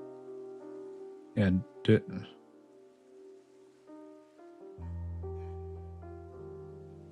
next into world position offset.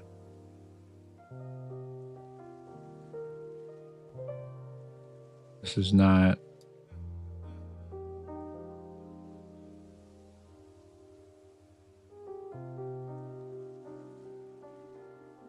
What in the world?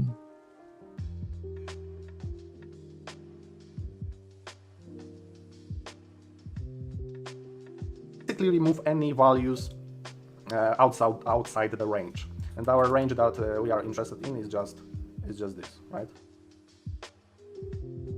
Oh, is it because it's like close to a surface?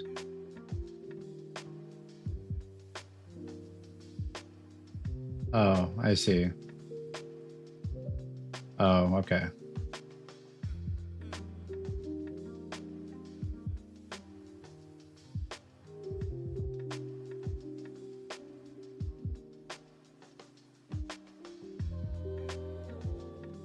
Why is it so dark?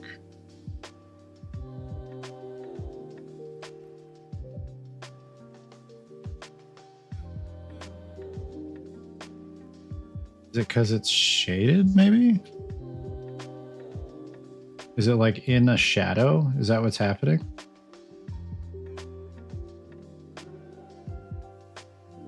I think that's what's happening. I think it's because it's like in a shadow. It's inside of its own shadow.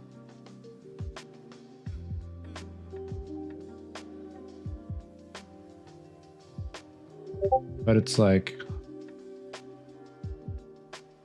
it's almost like it's creating a new sphere from the bottom right here, from like the closest contact point, like once it starts, it's like creating a new sphere that's enveloping this other sphere inside of it. Oh, what'd you send?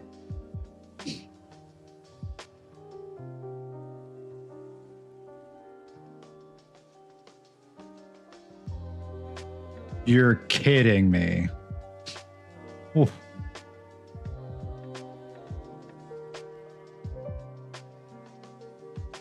You are actually kidding me.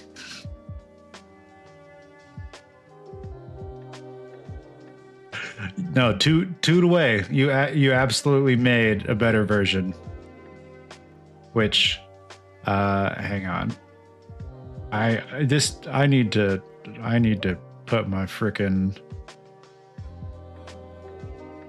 Discord server in the text description of Twitch. Probably not right this very second, but I'll put it on in the chat here.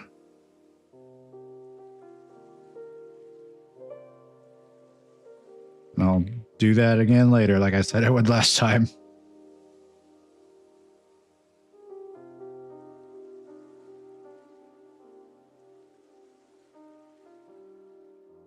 All right, that's the right link.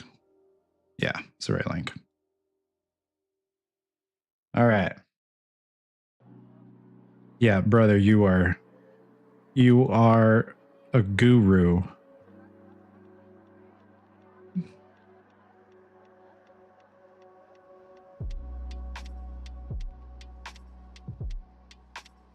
You absolutely made a better version than he did.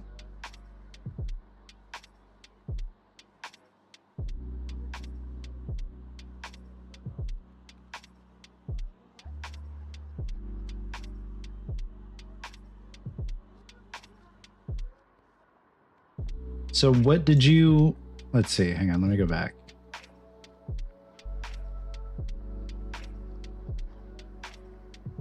So what are you doing differently?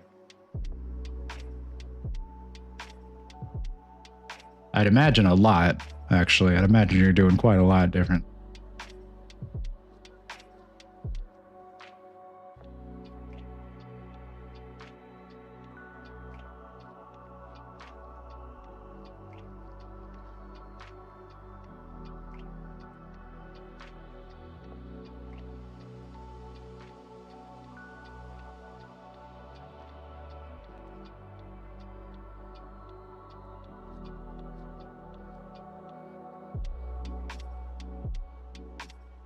Yeah, that looks incredible. And the lighting's not broken on it.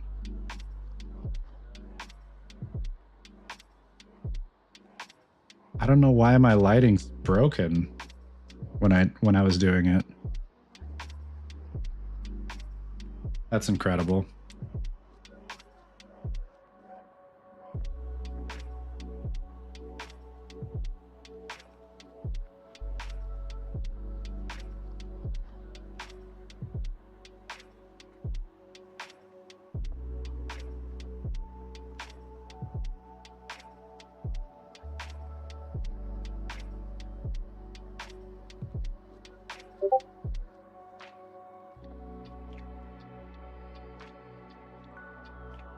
Oh, wow. Yeah. It's a lot different here.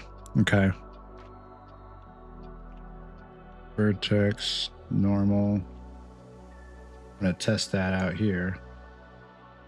Just get rid of all that. Actually, I'm going to build it separately just to compare it. Vertex, normal. Into a multiply.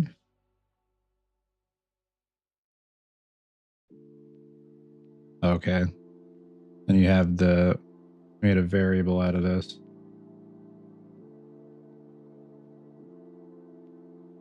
Or parameter, I guess.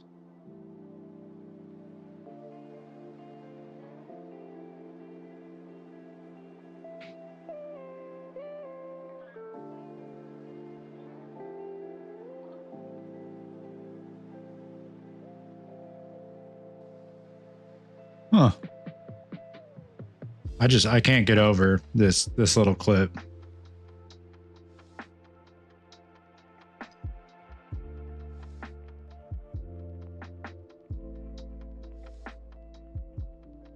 It's so much better than anything I had come up with up until this point.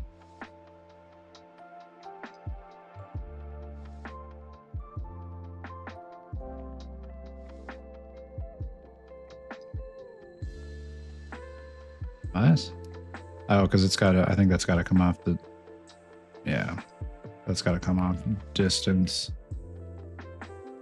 Field. Prox AO. Prox AO. Apps.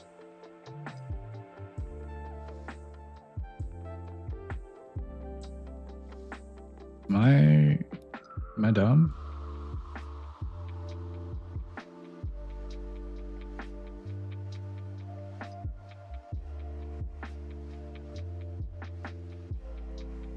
I have an absolute world position right here.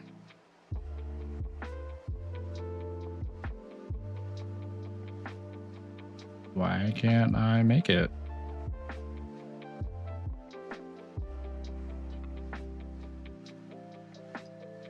Can I not spell? ABSOLU. Nope. I don't know why that's not coming up. I have another node right here. I guess I could just copy that and paste it, but I don't know why it's not coming up when I type that in.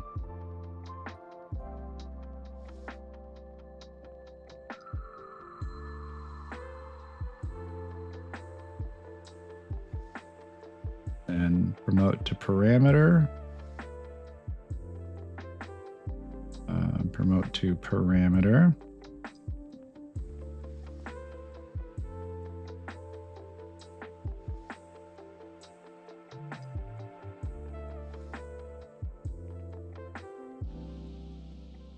Slime grab distance.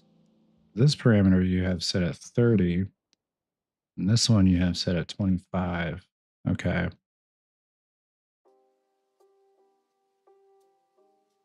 Just into a 1. I don't really know what 1 minus x does. Like it's just 1 minus the value going into it.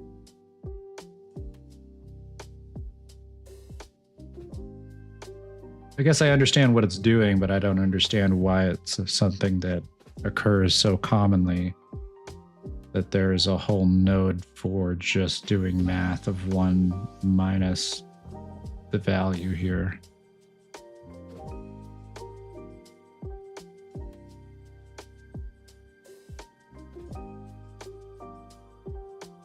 Plug that bad boy in there. Apply.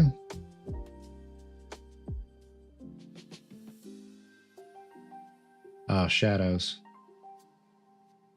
Shadows, cast shadow.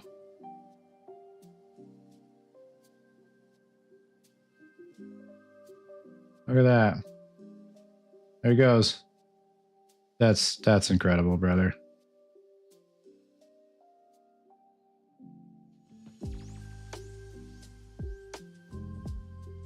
All right, let's put that on. And at least put that into, yeah, get rid of that. Get out of here. At least put that in here. Obviously, it's not going to stay plugged in forever, or at least there'll be like a condition. Like this only is applied. Can you? I assume that's possible. Like this is only active based off an external condition that's set. Oh my gosh, and the lighting is incredible too. What the heck?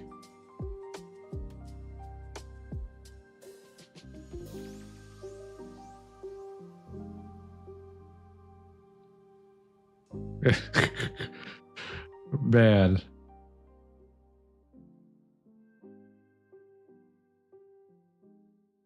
You're a damn magician, brother.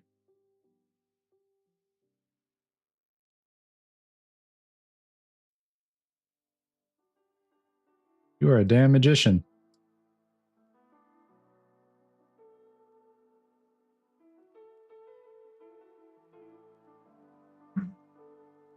I'm at a loss for words. Went from, yeah, I don't have any experience in this. I don't know if I can help you, to just whipping up the best version of this solution I can think of. I don't know what I would do without you. The best Unreal tutor I could have ever asked for.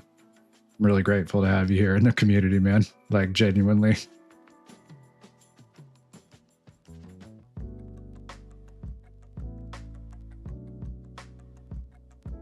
That's wild. That looks so good. Obviously, if not like all the time. I'm not going to have it like set like that all the time, but for the grab, oh man, that's great.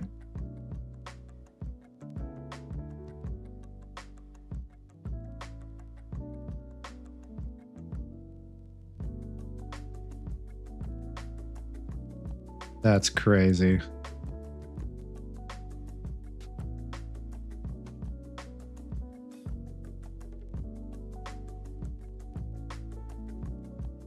Huh.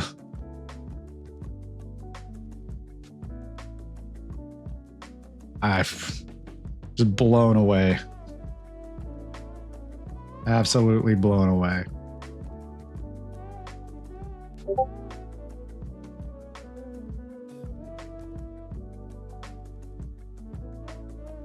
You add this, you can enable it by changing percentage in the slime ball at runtime toggle.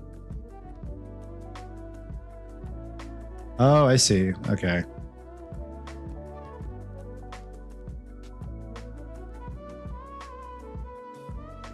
Okay.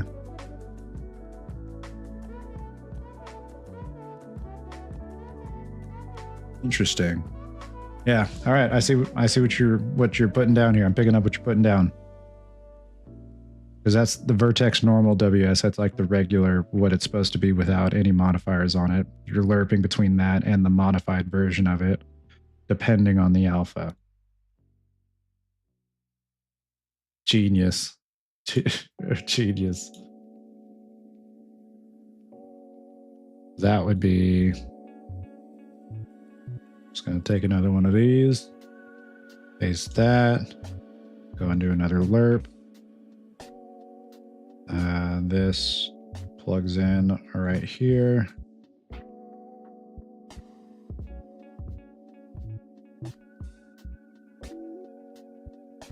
And this comes down here. Slime. Oh, I'm dumb. Got to promote that to a parameter and then type it right here. Slime grab visuals.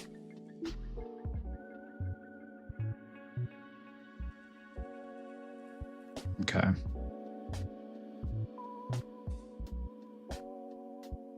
Yeah, this is perfect.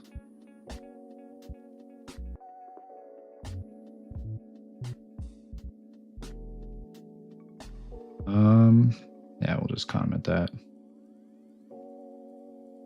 This is the same thing you did. Runtime toggle.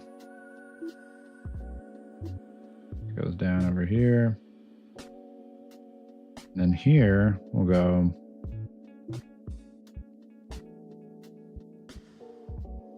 slime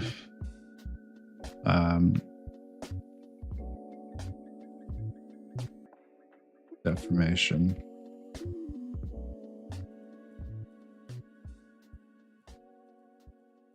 I could probably tidy this up a little bit, actually. Make this smaller. That here. Oh my gosh.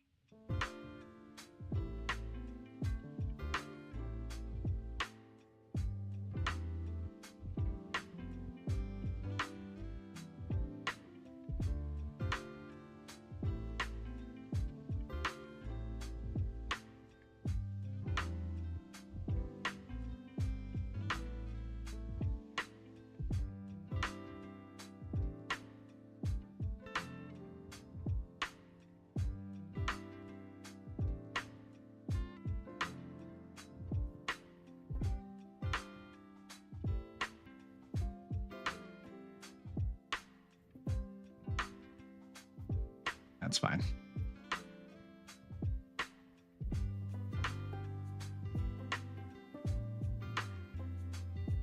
Okay, so then the... Oh, I can't see the screen. Hi. It's a cat right here in front of me.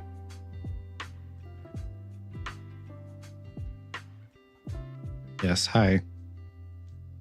Kitty.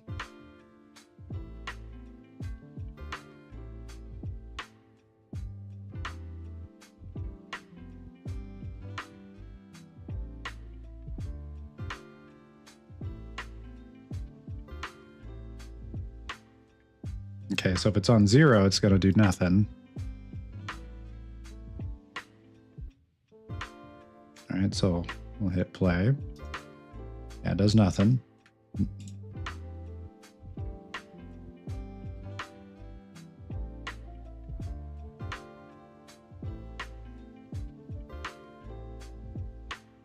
Hey.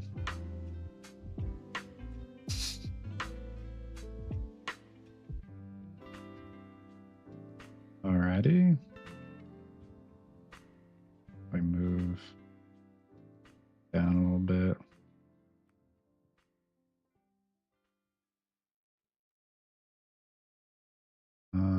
Okay. Now, get rid of that. Don't need that here. I could probably delete that. Well, delete.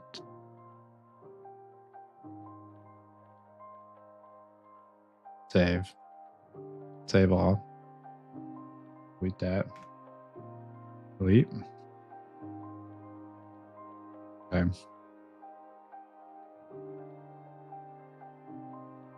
And come over to slime ball.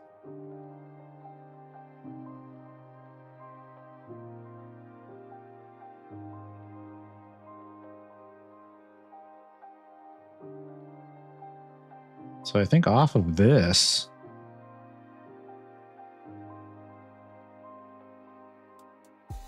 could change that value from 0 to 1. I will just need to figure out how to adjust that value.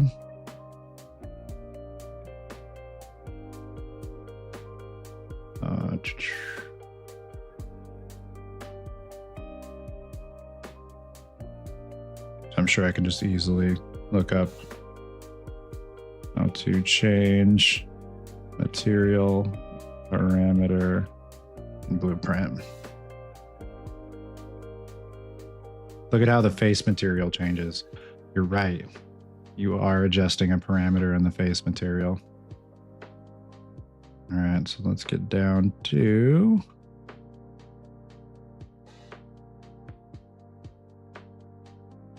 slime ball. That's already open. Event graph. Where did I have that? I think that was up here. Update face texture.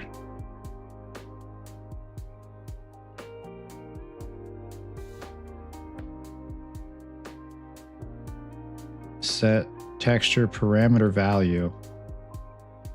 Parameter text. Face text. Update face texture. Okay. Update.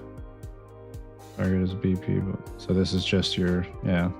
That's the name of the function. Get is valid. Serial instance dynamic object reference. Okay. And if it is valid, set the parameter. Okay. Okay. So in that case, we're going to want, wondering if it should be part of grab surface, or if maybe it should be separate from grab surface. Grab surface is feeling pretty packed right now.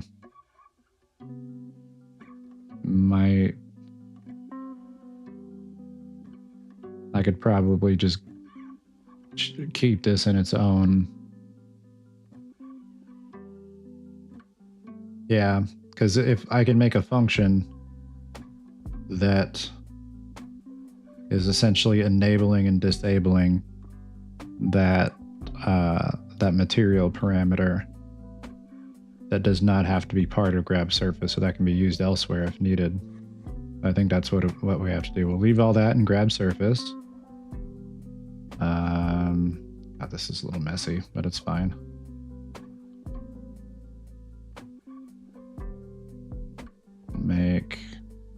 Oh wait, that's right. So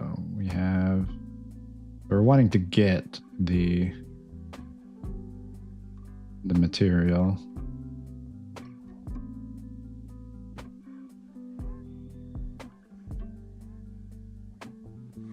We need to get the material.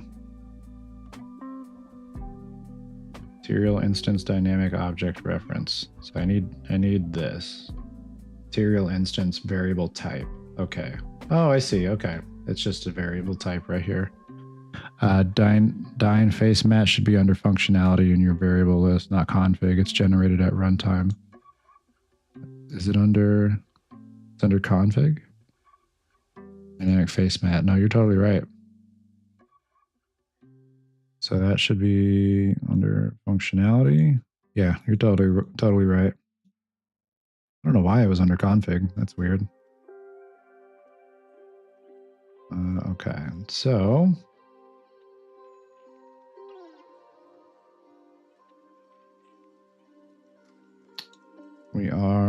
I just need to create a new variable.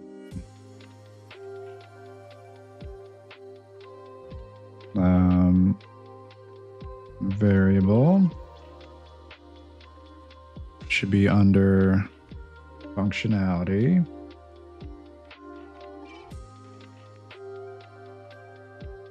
Girl, I can't see. Will you lay in your bed this one time? I'm sure you're just going to immediately jump off and come to my keyboard. Oh no, wow, look at you. Not in your bed, but you're not on my keyboard. I'm so proud of you. That's a lot of growth. Talking to my cat over here.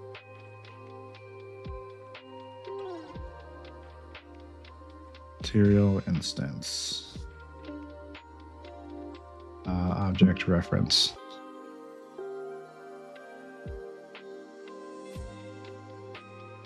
Okay.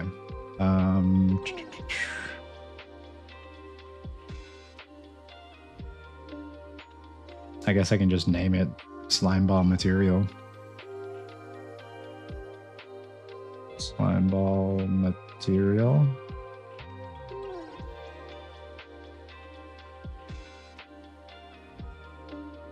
Get, oh, I need to compile and then select the material. M underscore slime. Is that not the name of it? Maybe I'm not doing it right. M underscore slime ball. Oh, does it need to be it needs to be an instance? It can't just material change.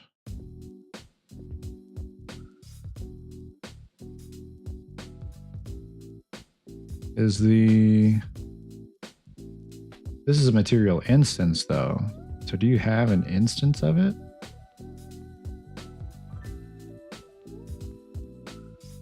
Oh my gosh, I can get rid of that. Well, you don't even have, you don't got nothing there anyway. So you must be referencing it differently then.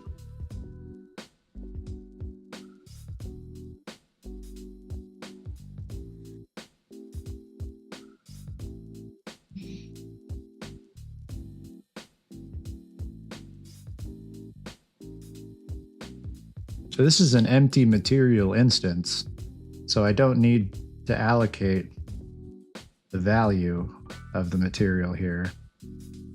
We're essentially just plugging it in. Dynamic materials are different than normal materials. Check the reference of how dynamic face mat. Check the reference of how dynamic face mat to see how it's created. Oh, down here. Find reference. Class member. Set. Oh, create dynamic face material. Oh, I see here. Okay. I see how you're doing this. Okay.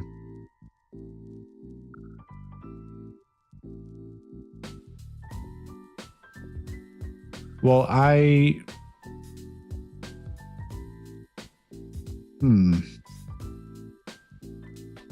So we are wanting to create a dynamic material instance in this case?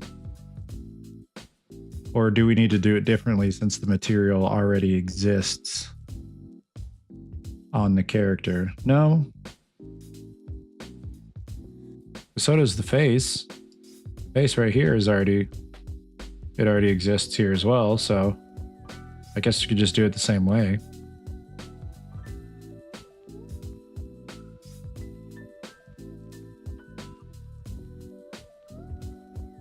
All right, so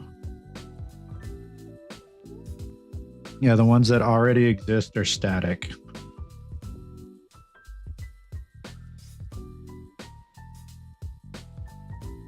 Okay, so we want to create a static material instance or just material?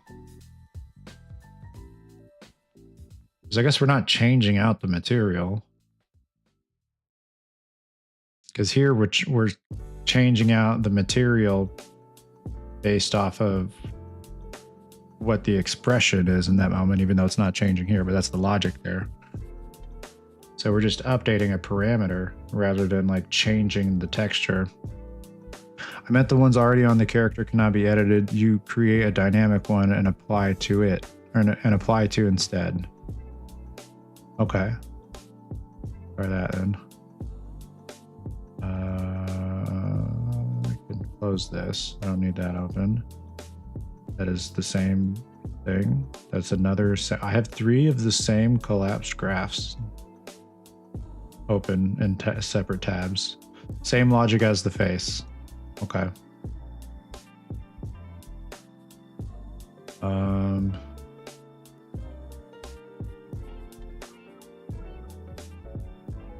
right, so in that case, wanting to create a dynamic material instance. Dynamic material instance.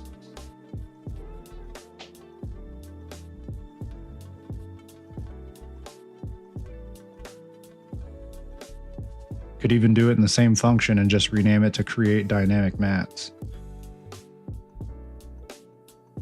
That's not a bad idea. Okay.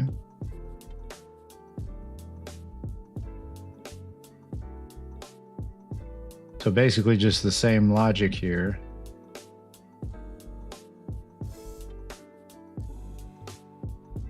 Just again.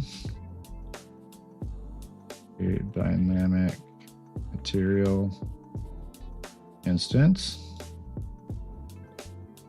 Probably rename this then. Create dynamic mats.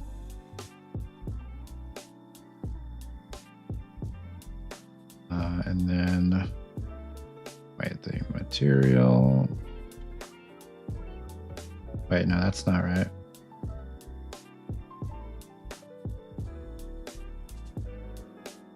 Dynamic material instance. They're both named exactly the same.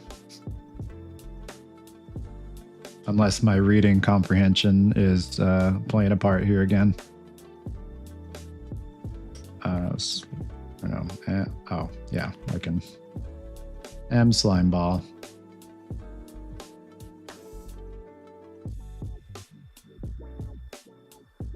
Okay. Return value. is set. Here, let's rename this to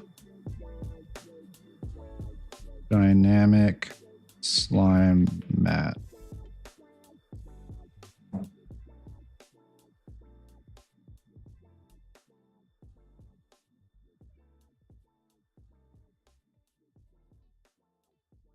That should also be under functionality.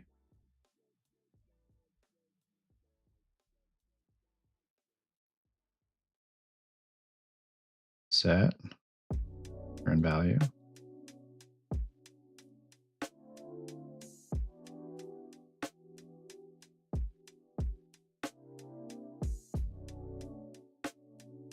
It has to be a dynamic material. A material instance, I mean. Material instance. Change, yep. Okay.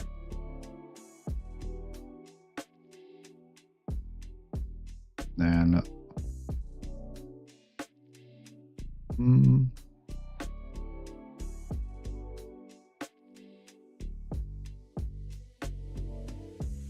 I need the set material as well.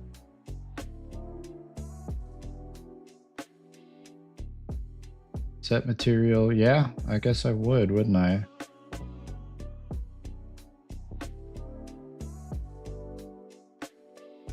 That'd be the SKM slime ball.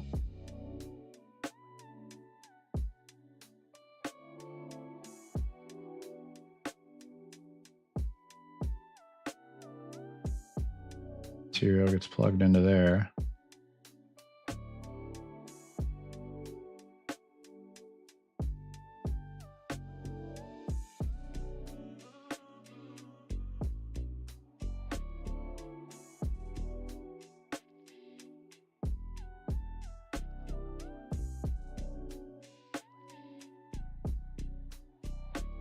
Okay. This will also let you change all other material parameters too. So character color and such. Oh, okay. All right. I like where your head's at. Already thinking about the cosmetics. Hell yeah. Okay. So go back to event graph.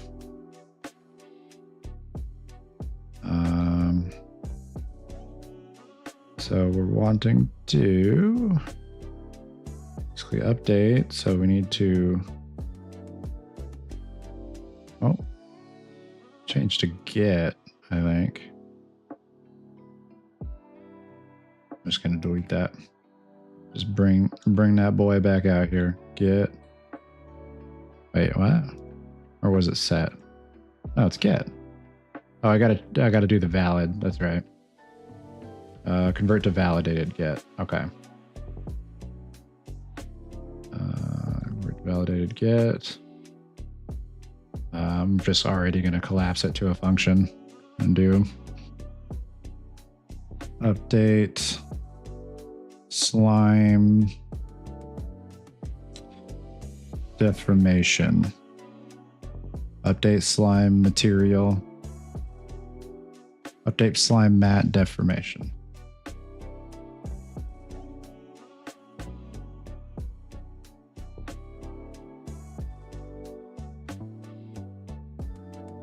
Okay. And so if it's valid, we're setting the parameter value. And we need the parameter name. Okay.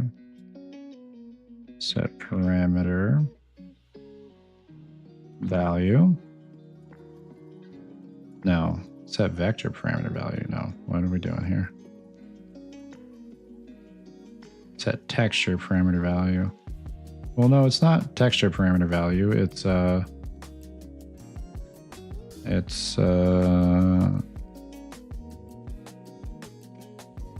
is it vector?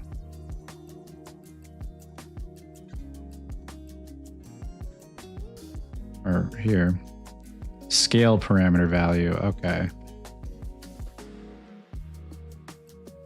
Set scale parameter value. Scalar.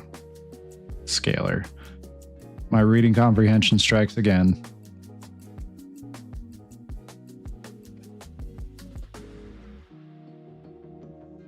Parameter name. Why is it a downward arrow? Oh, is it because it's not plugged in? Wait, what?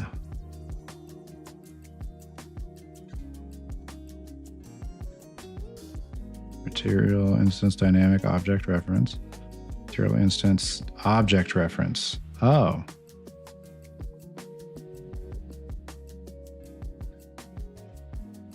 What? Let's see. All right.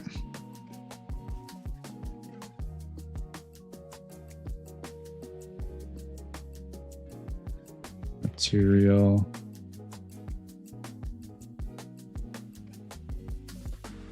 dynamic instance dynamic object reference. Yes, change. Doesn't break.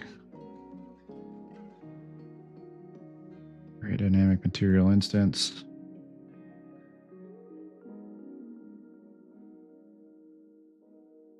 Okay. Bring that up here. Get. Convert to validated get. Is valid. Dynamic slime material. It's still not. Material instance dynamic object reference. Material instance dynamic object reference. Target is material instance dynamic. Target is Kimset. I'm going to drag off of it. Set scalar parameter value. There we go. Parameter name. Slime grab visuals. All right. Slime grab visuals. Set to 1.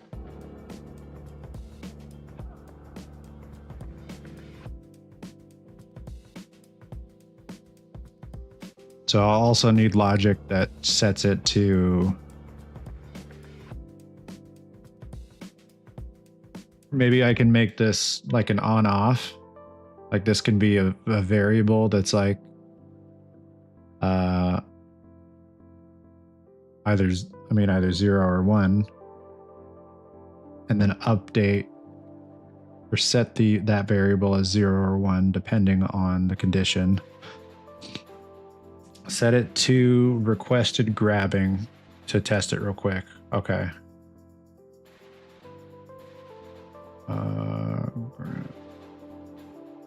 I set it to requested grabbing. Oh, so it only updates when you request grabbing. I see what you're saying. Like a branch.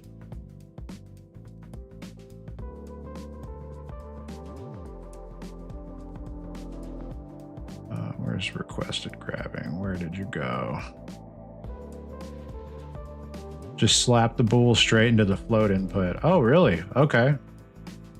I'm at the point where I gotta start searching for my variables. Oh, yeah, look at that. Beautiful.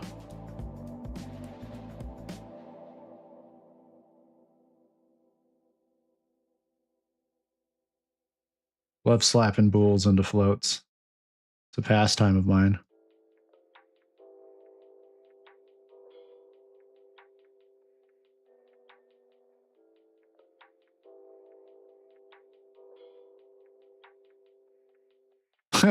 Nice. Yeah. So it will need to we'll have to do some type of like lerping, but the logic is there. Interesting.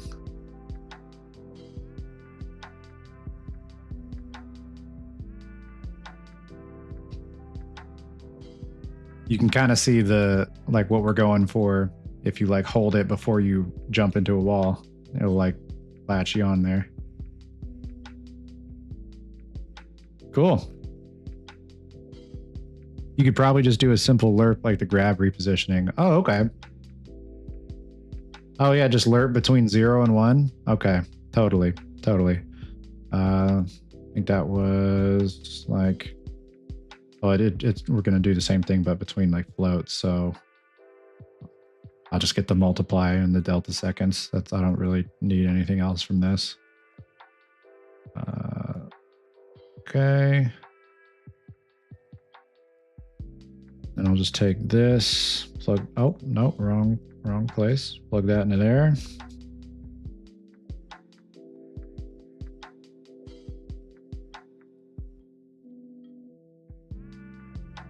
And I think that was, yeah, so we want to alert vector.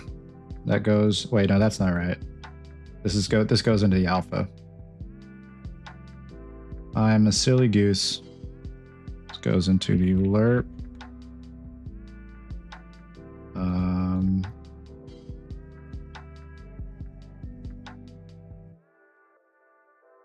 Yeah, so we'll do it like that.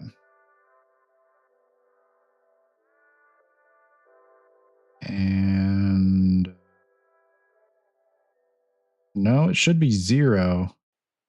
Yeah, 0 should be up top there. So let's plug that there. So between 0 and,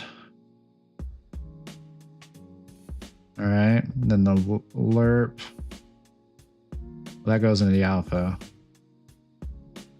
And then we'll promote that to variable. Promote to variable.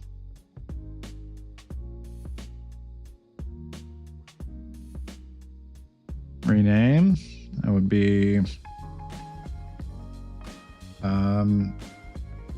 grab deform speed. Config grab deform speed. Config grab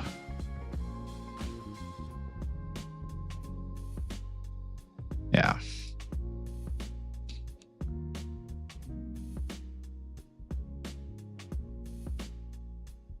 And that goes into there.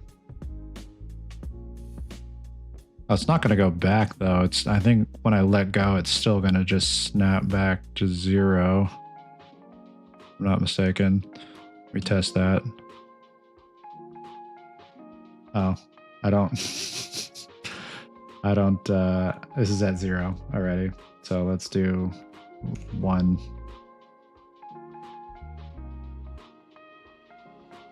Oh no, that doesn't really do anything, does it? You need to save the current percentage. Okay. So to get the current percentage,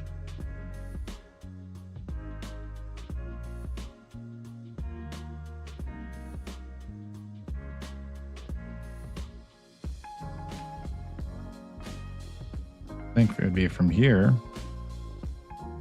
because we're going from 0 to 1, deforming.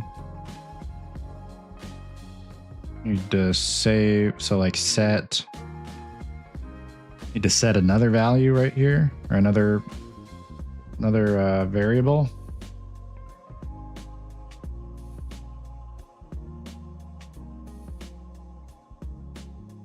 Yep, save the lerp to a variable, then push the saved variable into the scalar. Okay.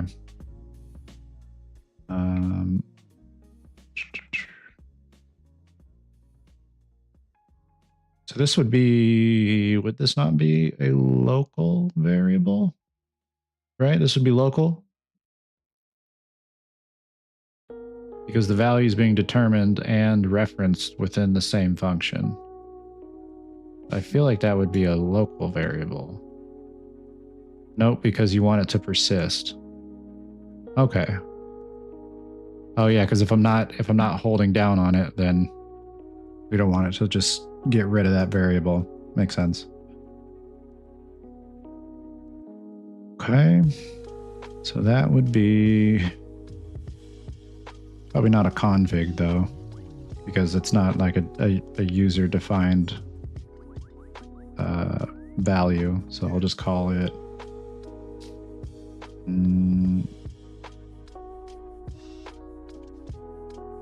deform. Okay. Oh, it auto saved while I was typing that. Deform lerp percentage.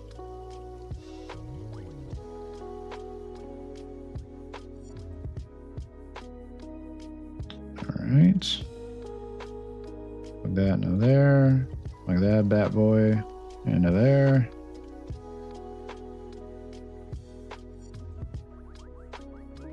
That over here. And that goes into there.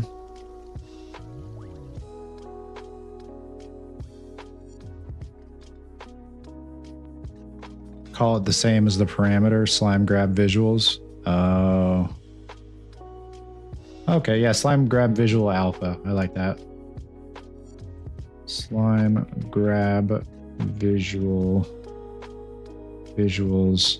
alpha.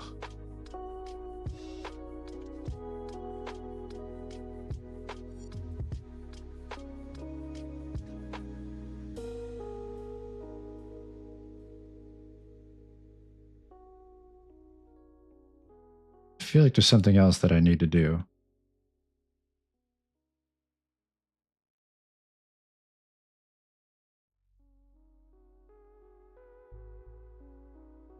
Oh, then A is that.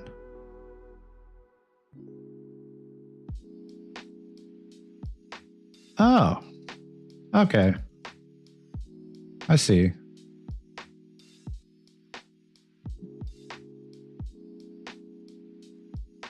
Oh yeah, okay. Then I just have to change the speed.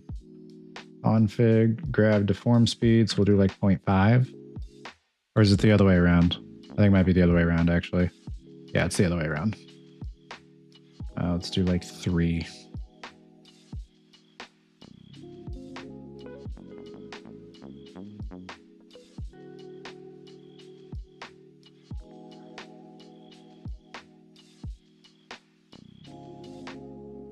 That's jank, yeah. Maybe a little faster, actually. Let's try 5.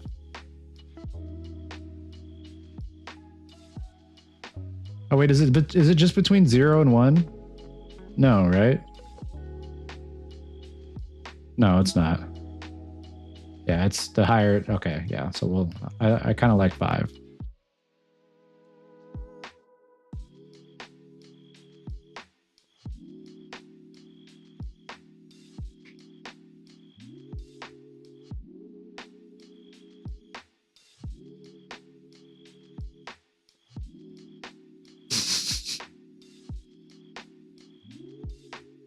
Yeah, so this is the perfect like set of logic for it. I think now I'm just gonna tweak the amount that he kind of squishes by, because right now in this case he looks like he's like gaining and losing mass. Or I'm gonna try to make it. Please use get variable instead of pulling from that set node. Why, you hate it?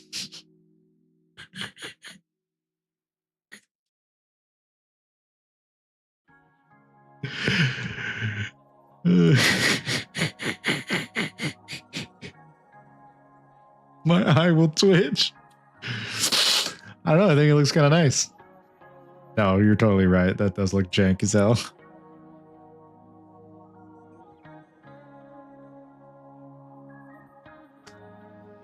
Slime grab visual alpha.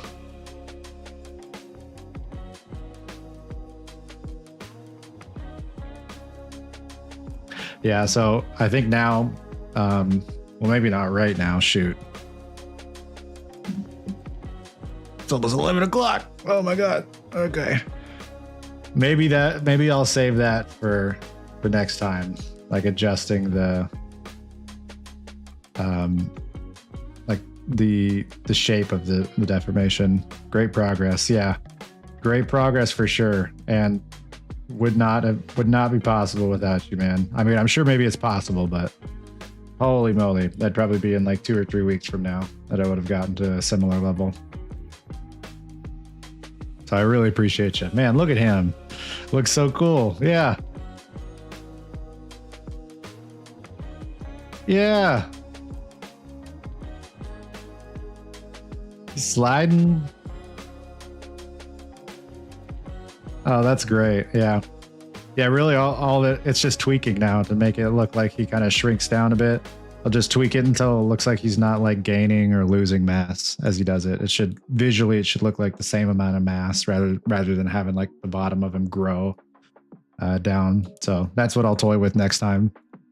And then, I mean, after that, I don't really know what else there is to do mechanics wise. Like these are some pretty solid mechanics.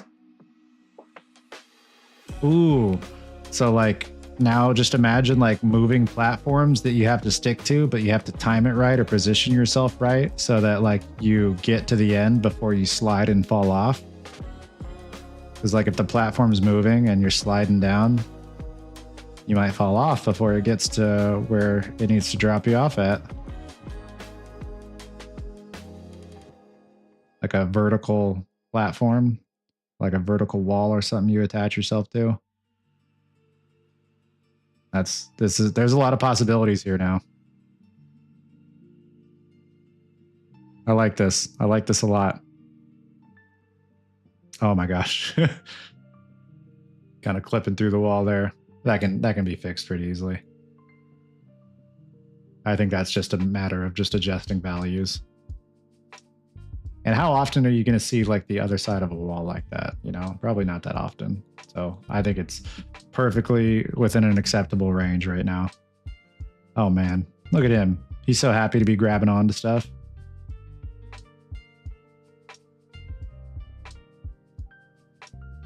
Beautiful. Well, good work today, brother. We made some good progress here. I promise not to just plug this back into the A pin between this week and next week. Pinky swear. But yeah, thanks for hanging out, man. I'm glad you're safe. I'm glad it doesn't seem like you were affected by the tornado, even though it was probably near you. But I'm glad you're safe, man. Next week, Monday, I'll be back playing more Hat in Time, and then do more of this on Tuesday. And anyone else that stopped by to hang out, seems like maybe we had some more people hang out than usual. Very grateful for y'all to be here, seeing my progress.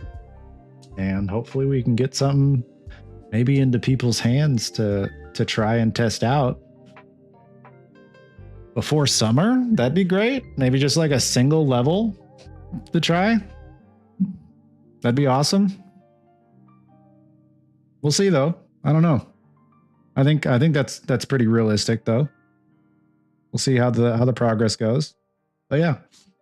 Thank you and anyone else that stopped by. Hope you all have a great night, and I'll see you all next week. I'll be here on Monday. Peace out.